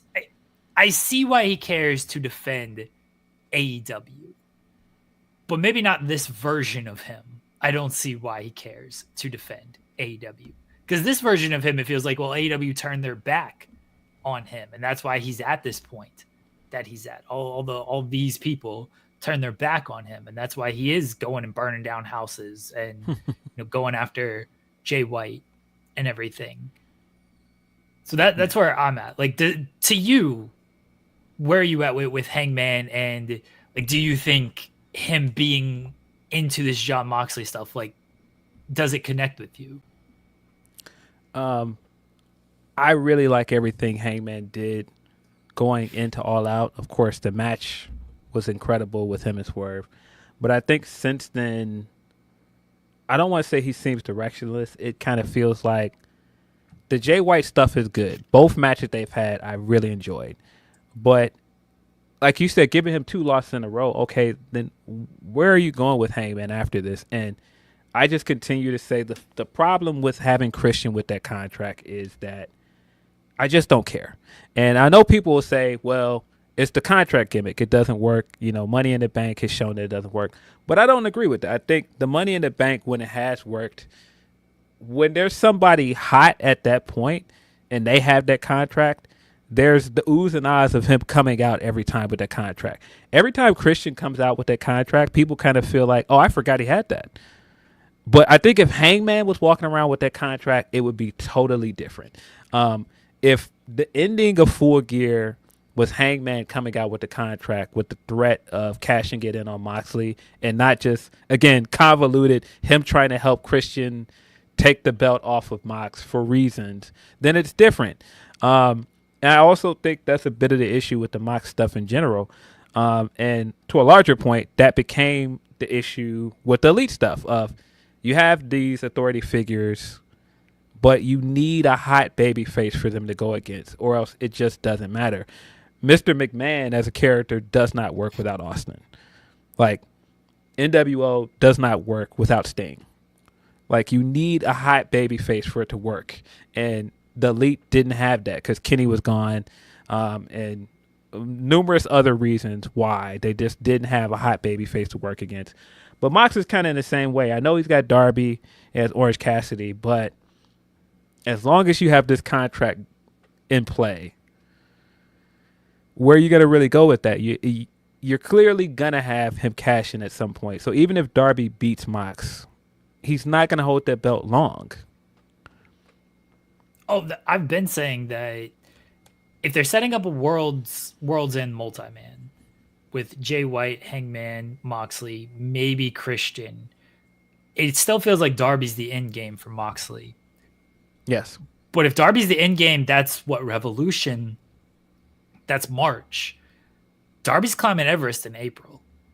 They ain't taking their world champion off television for months at a time so he can climb Everest. So it feels like Darby might be the end game, but then Christian immediately cashes in.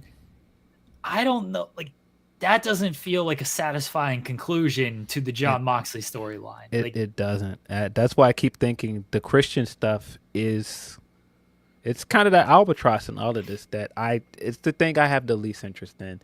And that's not a knock at Christian. I think Christian has done a phenomenal job of, reestablishing his career with AEW. He's done a lot of things with AEW that I like. But right now, if you ask me to name 5 guys that I would want to be world champion, I'm not going with Christian. Like, if you look at how hot Ospreay is, Ospreay, of course, Darby, Jay White, Hangman, I would even take another Swerve title reign over Christian again. I just don't have any real interest in Christian holding that belt. Like, and that's again not a knock at him. I just think there's so many other guys I would rather see. I mean, even if you look at Hurt Syndicate right now, look at the numbers they're doing. Like, look at how well like their current theme music is getting over, and you're gonna bypass that to go to Christian? That just doesn't make sense to me. Okay, here's my pitch. I'm gonna get morbid on everybody, so I apologize in advance. Hangman and Christian are clearly working together, right? Christian takes in Hangman. He needs a father figure. Maybe Hangman is he's the way he is because his father, I don't know the status of Hangman's father. I hope he's well. But he needs a father figure. He has dad issues, and that's why he's burning down houses. That's why he's sticking syringes into people. That's why he's become this angry man that he has become. He needs a father figure. Christian is that father figure to him, so he takes him into his family. Christian gets killed by Darby Allin. Darby Allin's threatening murder. Darby Allin goes out there, and he just murders Christian. In his will, Christian leaves Hangman Page the contract, and that is how we get the contract on Hangman Page. His last dying wish is for his new son, Hangman Page, to have this contract. There's definitely a way to get there. I'm solution oriented, Phil. Yeah, I just think right now Hangman would be much more interesting in the world title picture than Christian. I got it there. I got Hangman with the contracts. You got it there, I guess. Some way, somehow. I don't know. Pile driver finisher. It builds resentment. Kip is unhappy that Christian has left the contract to Hangman. Nick Wayne is unhappy that Christian has left the contract to Hangman. They're like, why are they leaving it to this son? I've been his son for much longer. Well, much longer in the case of Nick Wayne, only like a couple months in the case of Kip Sabian. But I've been his son for much longer. Luchasaurus is very unhappy. He's been his son for a long time. You've got ready-made feuds. Hangman against Nick Wayne. Hangman against Kip Sabian. Set the business on fire right there. You'd have another Wayne with a microphone saying something was ripped away from him. That's right. That's right. See? We got this. Yeah, Mother Wayne's like, he left me nothing? What? Send this up the... Where's Tony? Tony, I know you're listening. Tony? Put this on television, Tony. We pitched Detective Danhausen. We're trying to get Danhausen back on TV. He starts a new Scooby-Doo team. It's Danhausen. Beast Mortos is Scooby-Doo because he's got the mask and everything. Ricky Starks is Freddy. We had Harley Cameron and Leva Bates is Velma. And was it Leva Bates no longer with the company? Bring her back. Bring her back so she can play Velma in the Scooby-Doo reboot. I'm getting people on television. I'm getting people jobs.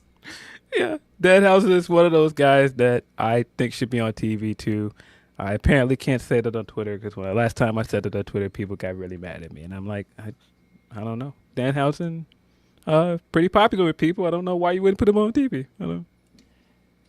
I'm getting people jobs. I'm getting people television time. People say I don't have ideas. I'm not here to, Solution oriented, man. Solution oriented. That's right. That's what I'm all about. We're gonna make stuff work. We're gonna fix this, guys. That's right. I'm not just here. Yeah. So they steal. Apologize, our finisher is correct, and like they don't steal it, but Jack Perry's bus has been abandoned. So that's the new mystery machine for Danhausen, Ricky, and everything. It's the scapegoat bus, but they clean it all up, and it's the Mortos machine. Mortos machine. Yeah. Yeah. Very curious how this current GCW debacle affects Danhausen. I don't know. I feel like Danhausen's still just gonna work these shows. Like that felt a very we're not happy with Ricky being there type thing, more than we're not happy. Just we're gonna pull all of our talent from these shows. I would be curious if they just come out and say, like, this isn't going to affect all of our talent. Because then if you say that, I think it makes you look even more petty because it makes it look like you're punishing Ricky. Yeah. But Ricky didn't do anything. He didn't get on a podcast and say those things. So why are you mad at him? Because he did the Van Fleet interview and he said those things in a promo? The timing of all of it was very curious. Like I mentioned last week, is that clip where Effie said what he said about Tony and Shad, that was out for a week. Yeah. That was circulating for a week before they decided to pull Ricky. Yeah, and so the thing that happened within that time period was Ricky doing the Van Fleet interview and doing the promo with GCW and teeing up a match for Hammerstein Ballroom. So it kind of feels like one of these things is closer in terms of timing. It just all looked crazy, man. But you know, there's not too much you can say in certain places with people, again, getting upset with you. But Ricky's another one. I think you he can should say be on here. TV. Nobody watches this show, Phil. You can say whatever you want to say. I think Ricky should be on TV. We talked about it on Grapsody. I think a lot of this doesn't look great. Why do you care what Effie's saying, bro? Like, Effie doesn't affect your business. Like, Effie is a guy that is going to be an independent wrestler. He has no interest in signing with a major company. You being upset with him and going, oh, we'll never work with Effie, I think it'll be fine. But pulling all of his GCW appearances because of that, I don't really get that. It punishes Ricky. And again, people know I'm a big fan of Ricky. Always been a big fan of Ricky. I would like to see him get more opportunities, whether it be independent or on AEW. But you're punishing him because you're taking away the biggest independent platform from him. You're basically saying, hey, yeah, sure, go work Glory Pro, go work House of Glory, but the top independent company you can't work for right now. And if you're not going to use him, then I don't feel great about that. And that was my takeaway as well. If you're doing that and Ricky's on TV within the next few weeks, fine. But if you're still not going to use him, then what are we doing? And I see in our chat, somebody was like, he spoke like he represented GCW, but he doesn't. He's a wrestler. Yeah, he doesn't. Yeah. If Brett said those things about Tony, I get it. But no, Effie's a wrestler. He doesn't run GCW. He doesn't speak for GCW. Yeah, Brett said, Effie was on Game Changer Weekly, by the way, last night. There's quotes up on bodyslam.net. There's quotes I saw the quotes. Yeah, he didn't. He ain't going to get Ricky booked again, that's for sure. He essentially doubled down, which I would expect Effie to do because, again, Effie doesn't care. He's not trying to work at AEW or a major company. So I get it, and I almost respect it in some ways. Well, no, I do respect it in some ways, but yeah, he definitely doubled down on them, and you know, but yeah, Effie doesn't represent the views of GCW. Lauderdale has said that too. Lauderdale has come out and said, like, Effie's just gonna say what he's gonna say, like, and everybody knows that at this point. Will Chisholm sent a super chat saying, is Megan Baines still with AEW because she's got a lot of GCW dates? I don't think Megan Baines been with GCW or AEW for a while. Like, she was on her contract, but then they clearly couldn't get television stuff worked out, and she's not there anymore. Yeah, I don't believe she signed. Yeah. I think she is currently just doing indie wrestling at the moment. Yeah.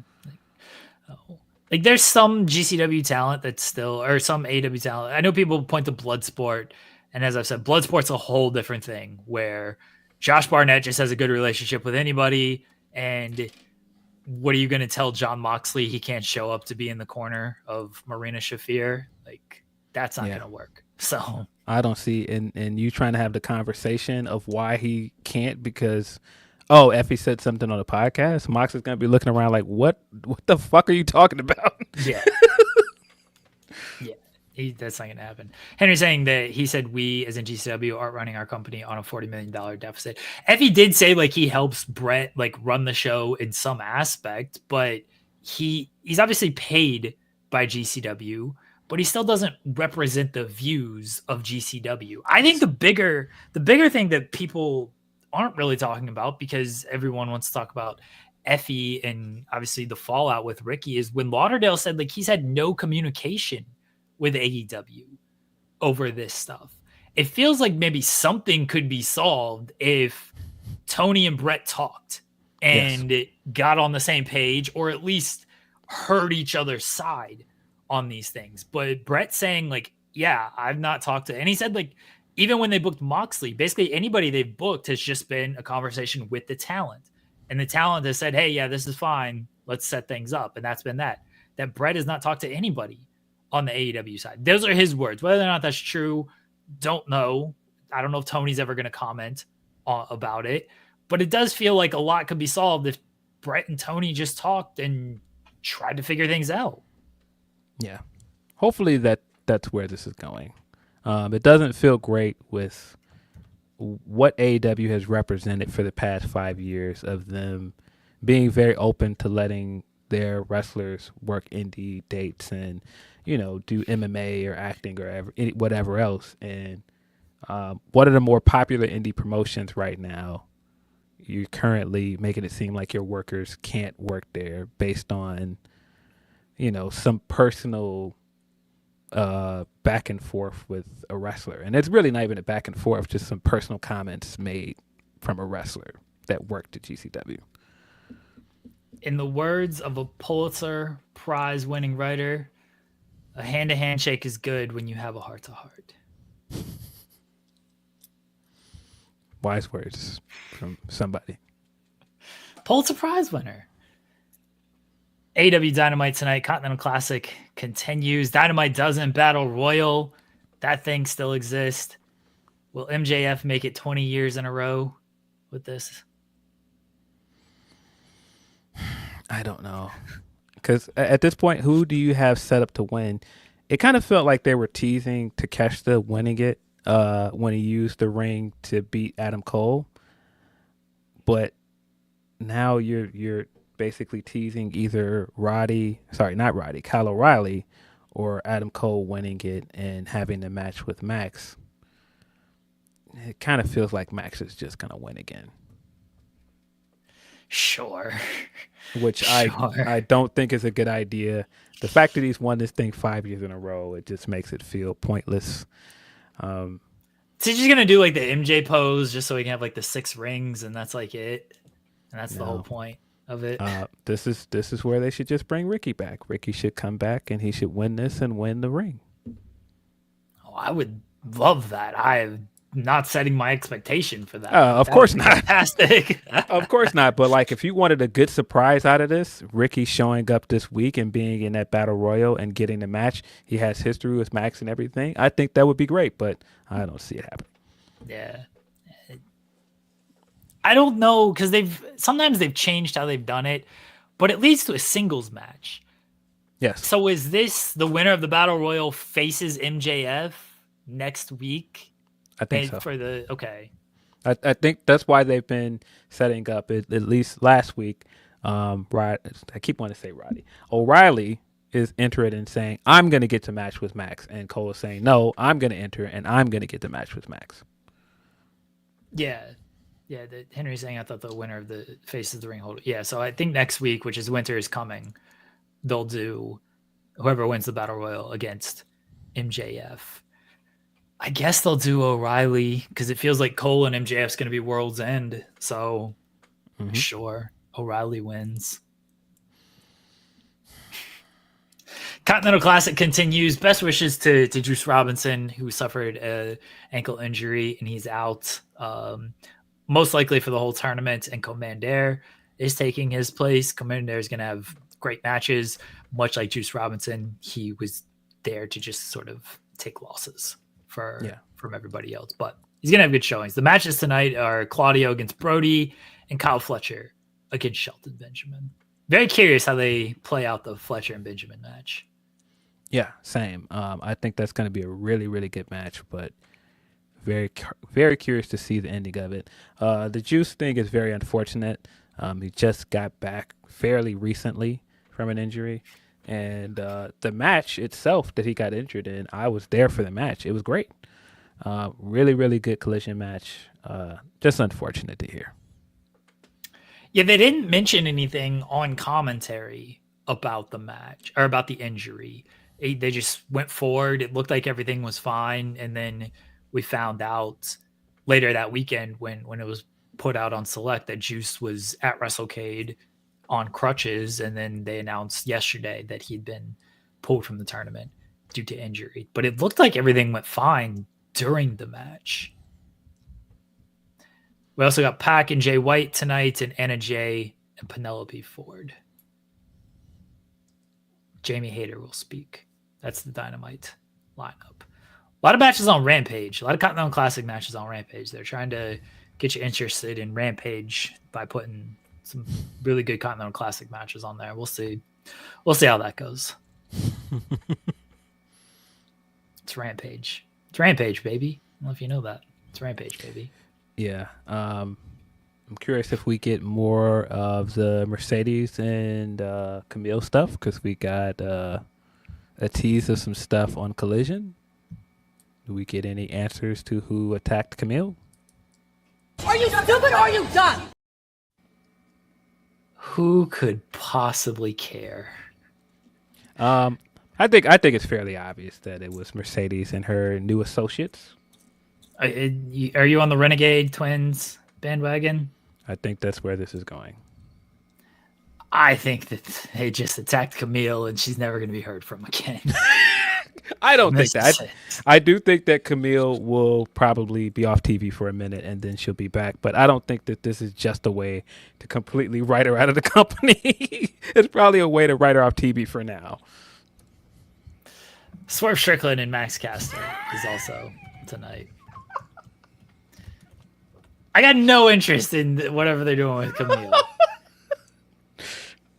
You can't defend Camille to me, Phil. You can't. I'm not trying to defend Camille. I love that you're just like, well, Swerve Strickland, Matt Caster. I've said it for weeks. All Mercedes did was be like, Camille, you're useless. Camille, you suck. And then all she did to prove was be useless and be non-existent. Mercedes wins matches without her.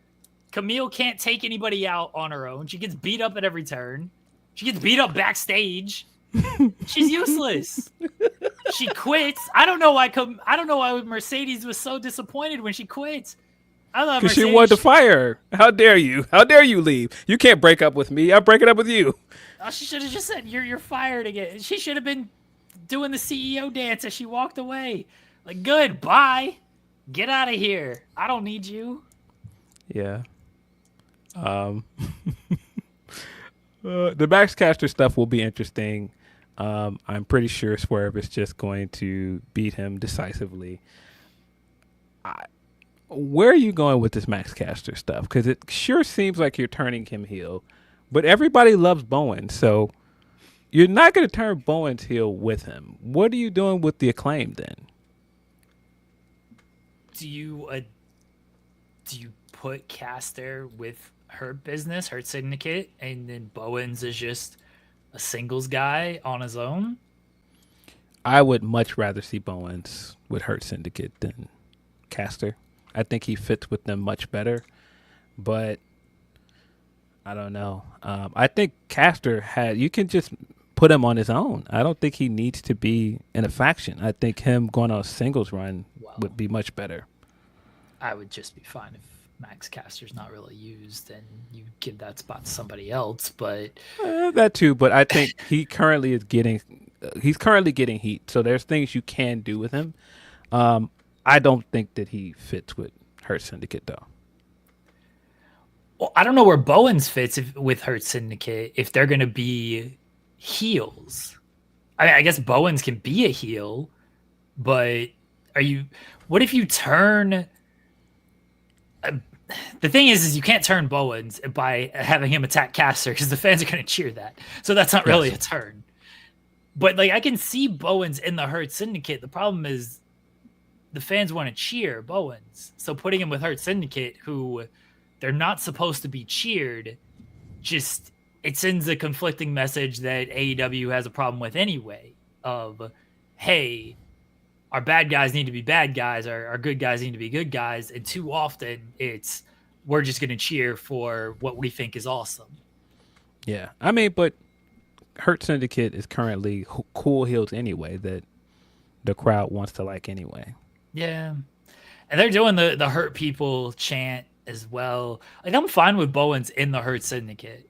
And they can try to be as healed up as they can, and they're probably just going to get cheered regardless. So I'd rather Bowens be in the group than Caster. But like, if you actually want to get heat on the Hurt Syndicate and make them heels, Caster's an easier way to do that than Bowens. Correct. I just don't want to see Caster over there because it's something I enjoy, and I don't want to see Caster with something I enjoy. But I could be wrong. Caster's gonna do his rap tonight about Swerve also being a rapper, and yeah, I don't know how that's gonna go. I like Big Man Dog's suggestion of Caster should win the ROH TV title and proclaim himself the ace of AEW. Who the hell's the ROH TV champion? Brian Cage. No, he's not. That had to be Brian Cage. Didn't Brian Cage beat Atlantis? You're making this up. I'm pretty sure it's Brian Cage. I think you're right, but I could not have guessed that. Yeah, people are saying Brian Cage, sure. Yeah, that's what I thought. Good on you guys for knowing this stuff. Lee Moriarty is allegedly the peer champion. Yes. The 6-man titles don't exist. The tag titles barely exist. Now, that's one I could not tell you. Who are the current ROH tag champions?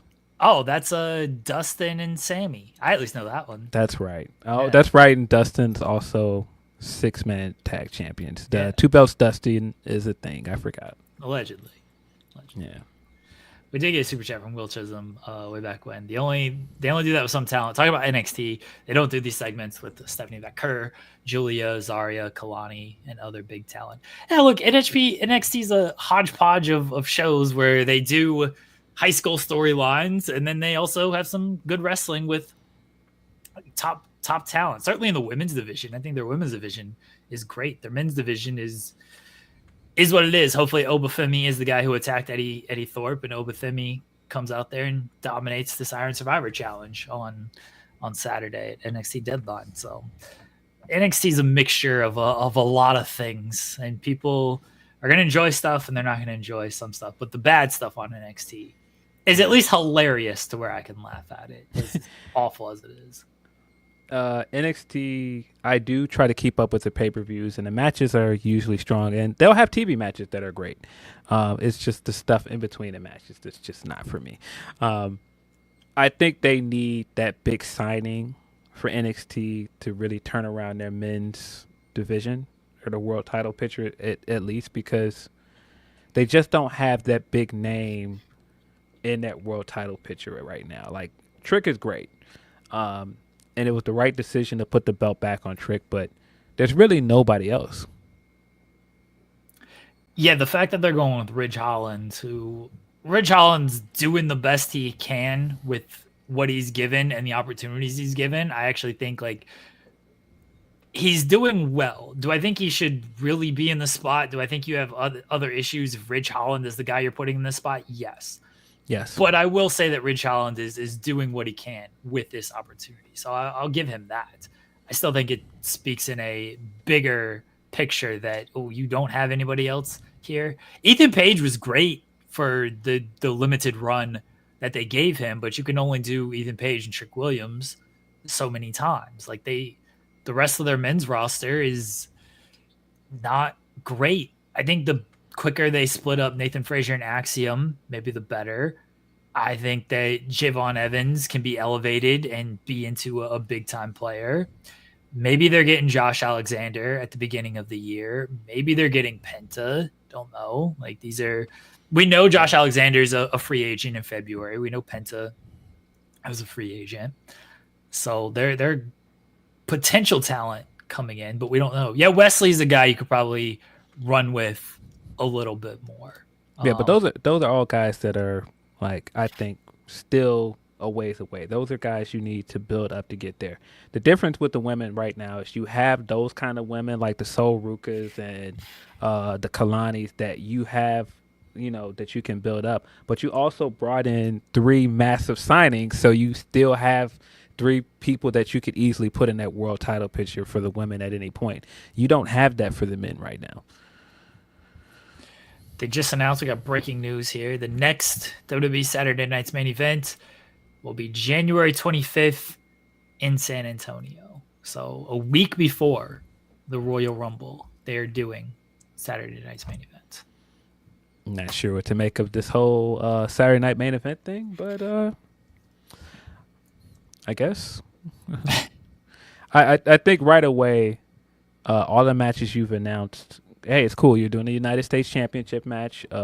Kevin Owens and Cody gives you a big match, but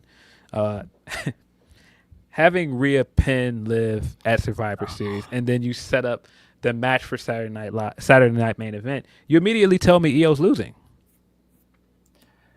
Yeah, I think that as well. Like, I wish they had done the women's War Games differently, where Rhea just winning again felt like, okay, sure.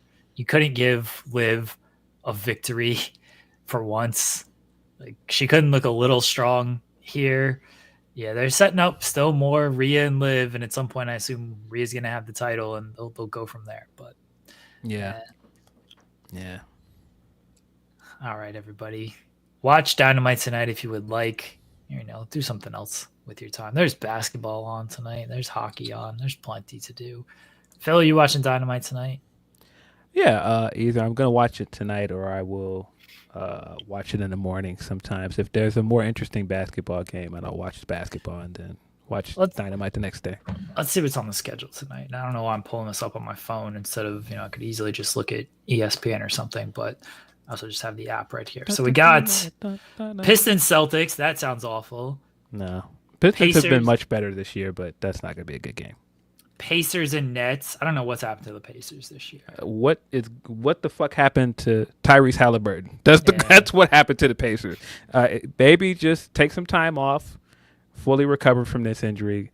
But yikes, what is going on with this guy? Lakers Heat, battle of mediocre teams. Magic and Sixers. Yeah, let's see. The Sixers actually played well last night. Paul George looked like a version of himself that isn't awful. So red hot Orlando Magic, 12-1 out of their last 13 games. Franz Wagner, now killing it, looking like a lock for most improved player. Who would have called that one? Louis, I know Louis not in our chat, but Louis has been on. He was high on the Magic last year. He thought they were a playoff team, and they were. He had them as a top 4 team this year. Louis, they got great pieces. And Banchero was playing really good until he got injured. So Hawks and Bucks, okay, and then Timberwolves and Clippers. Timberwolves. Watching Timberwolves be not exactly what I thought, but the Julius Randle effect has been immediate. And it's so funny to watch it because it was so many New York Knicks fans on my timeline when that trade happened. Like, oh, we're trading Randle. I'm like, guys, you got the better of this trade. Towns is better than Randle. And there's so many people like, but Randle. I'm like, dude, Towns is better than this guy. I'll never forget that night. There was a guy that was because, just emotions. We're not talking about the actual, the real trade here. Just emotions. I can't believe they did this to Randle, but I'm like, guys, you got better because of this. Towns is you got one of the top 5 centers in the league right now. And this guy goes, you think Towns is top 5? He is. And he was looking around like, you really think that? I was like, you got to name me 5 better centers than Towns if you don't think that's true. There aren't. There's Jokic. There's a healthy Embiid, which is debatable. And that's about it.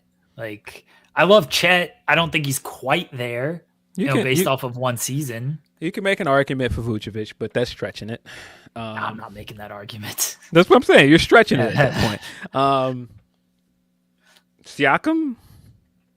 And I mean, Turner's kind of the center there. Siakam's more power forward. So. But see, this makes my point. The fact that we have to go and move around all these pieces to go, who else would you put in that conversation? No, Towns is a top 5 center right now. Greatest shooting big man of all time, according to himself. Yeah, so watching the Randall effect has been very funny because I'm like, I knew this was not going to work. He's not going to work there. Gobert continues to be exposed without Towns as well. Unfortunate, man. Unfortunate for Ant because they had a great season last year, but yeah. Also unfortunate for Pulowski, I'm sure.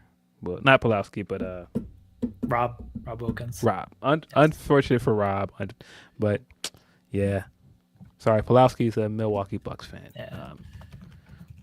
But as a fan of a team in the West, I hope all these teams are awful, and I hope the Timberwolves continue to have bad vibes, and I hope the Lakers continue to have bad vibes. I hope all these teams just continue to be terrible. Oh, listen, man, nothing makes me happier than all this Lakers stuff. Watching it from afar, that report from Redick now where he's saying it's not feasible for him to play 82 games. He's the one that said he wanted to play 82 games. Nobody else said this. He put that out there. He made that his goal for the season. Now you're making excuses for him? LeBron is not washed. I'm never going to call LeBron washed. The impact isn't there that we're used to seeing from LeBron, which is understandable. He's 40 years old in his 22nd season. Like, it's completely understandable that it's not there. But it just... But what is he still playing for at this point? Well, he wanted to have the moment with his son. He had the moment with his son. Now he's... the NBA Cup mattered last year when they won. It doesn't matter this year. Yeah, that was also a funny quote from as well. Tournaments don't matter. I was like, oh, but they did last year. Yes. He's one of the most unserious people in the world. Those quotes all the time, things like that. I'm like, why are you guys surprised I hate this guy? Like, he does so many things that you guys should think is bad, but you won't say it.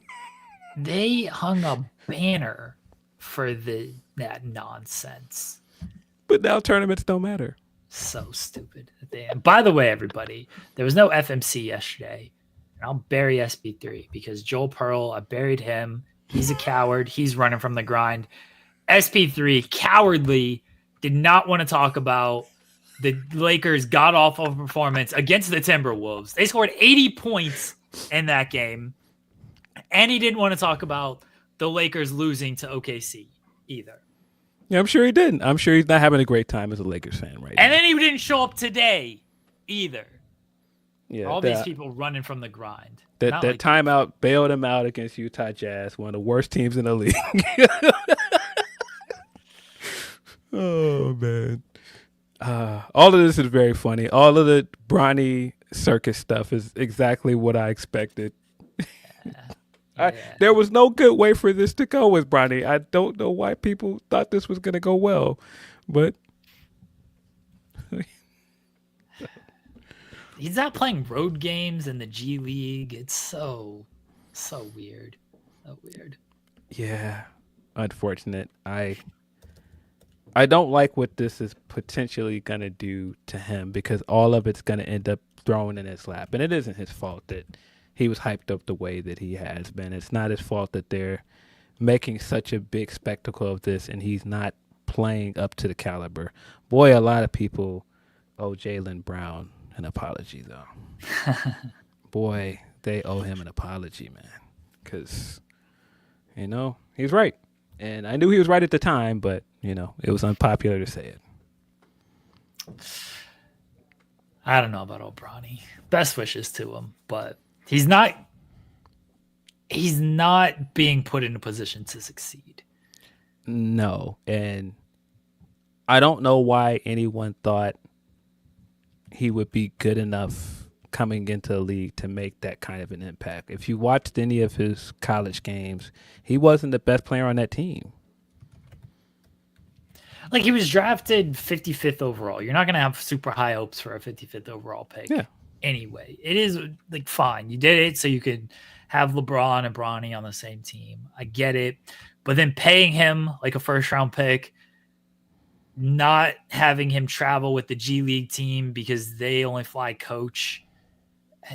You're just putting stuff on him that he doesn't deserve. Just treat him like a 55th overall pick and develop him like a 55th overall pick and hope that it works out. You got your moment. You got your moment with LeBron and him in the first game. Okay, cool. Now actually treat him like a 55th overall pick instead of, well, it's LeBron's kid. Let's give him all this special treatment, because guys around the league take notice of that. And they're like, yeah, with this guy's on the floor, we're going to bust his ass every single time. Good luck. And again, I'm sure people will put this on me just not liking the guy. Brian did this. He hyped this kid up. He got out there and tweeted, "My son is already better than a bunch of players in the league." You put this target on his back. This is you doing this. Yeah. You can't blame anybody else. And now he wants to say, I want to take a step away from social media. It's like, bro. And then Kendrick dropped an album, so LeBron couldn't even tweet about it.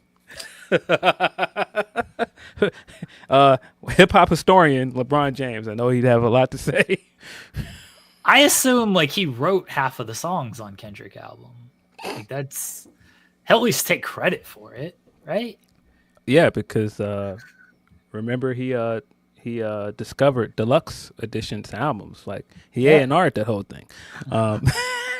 I was in the studio with Kendrick one night, and I was talking about my GNX. He's like, "Oh, GNX, I named my album GNX," and that's how the whole album came together.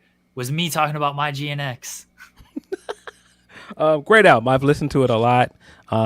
If you would have told me at the beginning of this year that the albums that I would listen to the most in December to close this year would be the Kendrick Lamar album and Linkin Park, I wouldn't have guessed that. Maybe the Kendrick album, but not Linkin Park. But no, the Kendrick album is very good.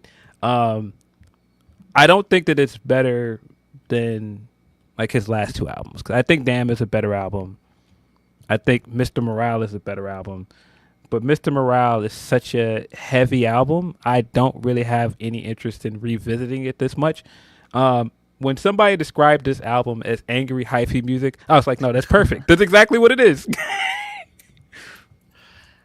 I like this album better than Mr. Morale because it just has more replay ability for me. I agree. Like I can listen to multiple tracks like a lot compared to Mr. Morale, where like Count Me Out is like the track that I go back to on that album, but a lot of the other stuff I'm just like, I heard it, it's good. I can listen to it if I'm like in the mood to listen to just the overall Mr. Morale album, but it's not something where if I just got my playlist on shuffle and one of those tracks comes up, like I'm not listening to a whole lot from Mr. Morale. Now Damn and To Pimp a Butterfly, different conversation. That's got a lot of tracks where Great I could albums. listen to multiple tracks multiple times. But it's like this album, I put this on the Blue Sky. Glory is my favorite track on this album. I don't feel like that's getting, that's not the one people really go to when it comes to this album. What's your favorite track from it? I really like TV Off. I think it's probably, of course, the big meme out of it. I do think that's going to be one of the songs on the set list for the Super Bowl halftime show as well. Just how well it's gotten over. You see people doing the dance videos and stuff to it already. I think that's going to be... Real quickly, like you mentioned people doing like the dance and stuff to it. So I'm watching the Thunder game last night and texting the MLW PR person about it. And the halftime show is a tap dancer. So like he breaks out like the cardboard box and everything, and like he's just doing tap dance to like classical music, right? And then like the classical music ends, and then TV Off comes on, and he's got a whole routine to TV Off and Squabble Up. It was like a mixture of both of them, and I'm like, this album's been out for like 2 weeks, and this guy's already got a whole routine down to it. So yes, that was the halftime entertainment at the Thunder and Jazz game last night for anybody keeping up with that stuff. Yeah, and I think somebody made a good point when they were saying that it's limited what you could do with Not Like Us. You're not going to do the entire song at Super Bowl. There's no way you can do all of Not Like Us. But because TV Off is kind of that same vibe towards the end with the mustard beat, that fits better with that set. And that song has gotten over pretty quickly. Like the mustard meme was everywhere. We're getting the dance videos and everything. That's definitely one of the more popular songs. I find myself listening to that one probably the most off the album. I really like Squabble Up. I think Whacked Out Murals, the album starts really strong with Whacked Out Murals. I really like Hey Now as well. I think the production on Hey Now is great. Just that first line of the record is amazing as well. I like Gloria because I'm always a fan of. It's not like Kendrick didn't reinvent the wheel here, but songs that basically talk about rap and talk about like in this case, you know, Kendrick's pen is Gloria and like what he's discovered, what he's done through rap with his pen, stuff like that. Like Eminem does it in a number of tracks. 25 to Life is one that comes to mind, but like plenty of rappers do that, write a song from a perspective of rap is a female and then the relationship in that way. But you know, the last line of like ain't no bitch like my bitch because that bitch is my pen, and then when SZA comes in of like Gloria want to take you to Euphoria, immediate thoughts of Euphoria, and that's my favorite track from the battle and everything. So I'm like, oh, she hits that note like perfectly too. Yes. Like it's so good. So big fan of Gloria. Yeah, Gloria's a great record. I really like the Luther record. Reincarnated is also very, very good. An actual Pac tribute, unlike Taylor Made. Yeah, I was trying to think of the Lupe album while you're talking of him doing the same thing, where he spends the entire song rapping about his hands, and you don't realize he's rapping about his hands till the end of the song. Precious Things. It's on Drill Music in Zion. But yeah, no, great album. Really fun listen. I think one of my favorite things in the world for rappers is when they're on that vibe of just talking shit the entire album. And that's all he's doing on this album. I'm the best. I deserve this. Who are you to even be mentioned in the same category? You guys had me fucked up putting me next to this guy all this time. That's the kind of time I'm on. The year of 2024 has been the year of hate. Watching this guy for the entire year let you know at every turn, I hate that guy. So good. The line of nah, you gotta put me in this category. You guys just watch me strangle a goat.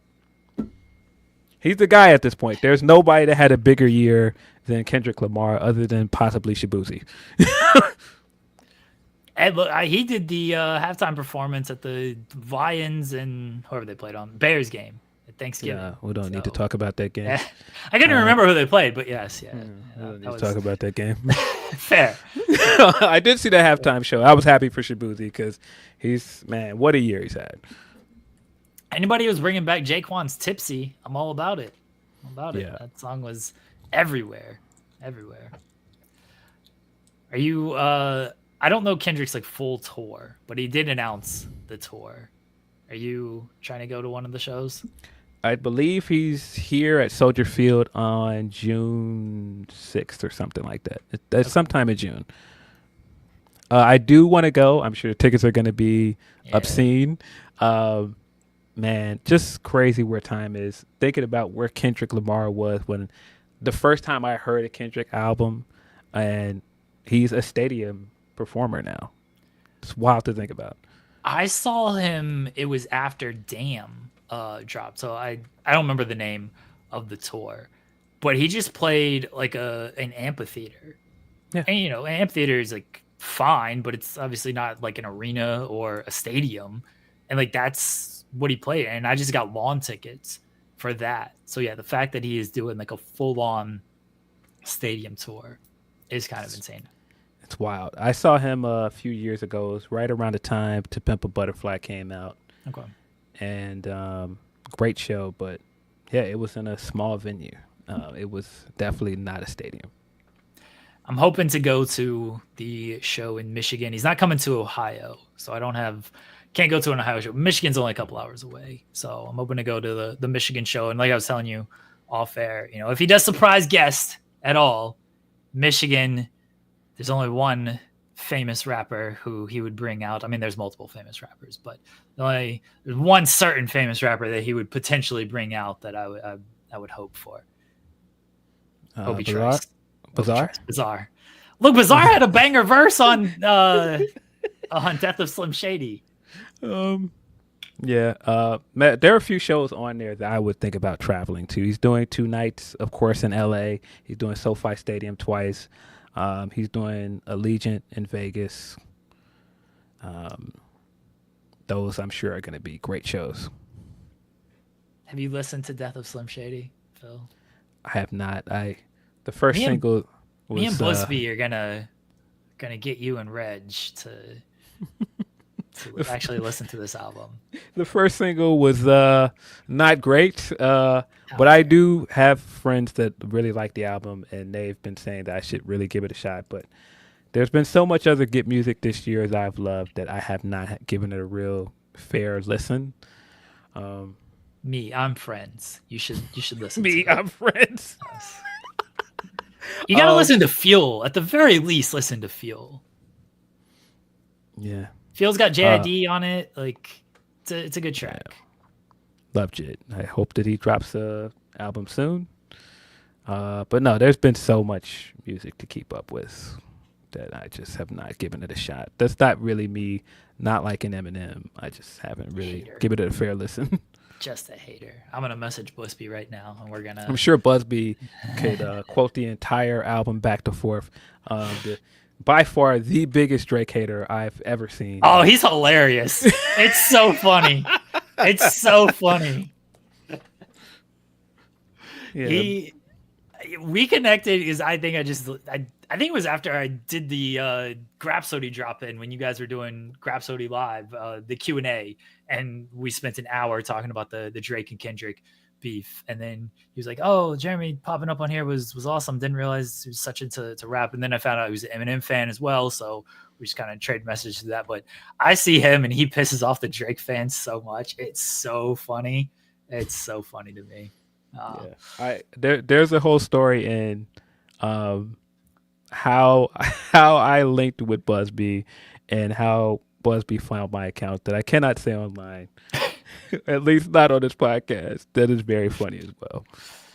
All right, we have gone half an hour over. You know what? Let's hit the. I gotta find it real quickly. All right, here we go. Psst, I see dead people. There we go. There's our overrun drop for everybody as we went over time here. Phil, thank you for joining me. Appreciate it. On short notice, and like an hour, 45 minutes before the show, Phil stepped up, and because Joel runs from the grind, Phil was here. Let everybody know where they can find you at, Phil.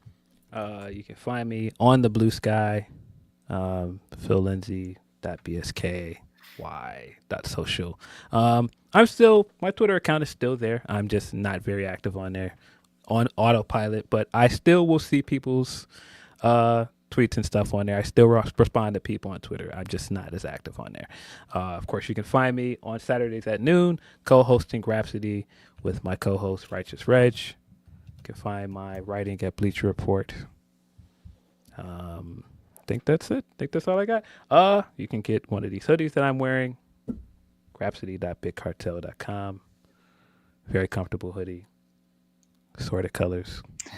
We have new hats as well. You can get hats. You can get our first run of hats, which I don't want to come across vain, but every now and then I've caught like a picture of me wearing our hat somewhere, and I'm like, man, that hat came out pretty great. There you go. Everybody support Grapsody. It's every Saturday at noon Eastern on Fightful. So Phil and Reg always doing good things, doing 5-hour shows a lot of weeks. 5-hour shows. Am I lying? there are times when I'm watching it and I'm like, it's going to 4 hours, and I'm like, I hate it. And there'll be somebody like, yeah, 4-hour Grapsody. I'm like, guys, leave us alone. Leave us alone.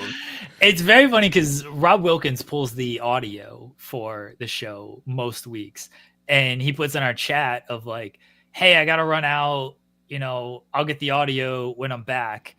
And then he gets back and he's like, well, they're still going, so I'm back. So once it's over, I'll still get the audio. And it's like 3:30 that maybe you guys will wrap up. But you guys have a good time. You guys, I know you don't always talk about wrestling, thankfully.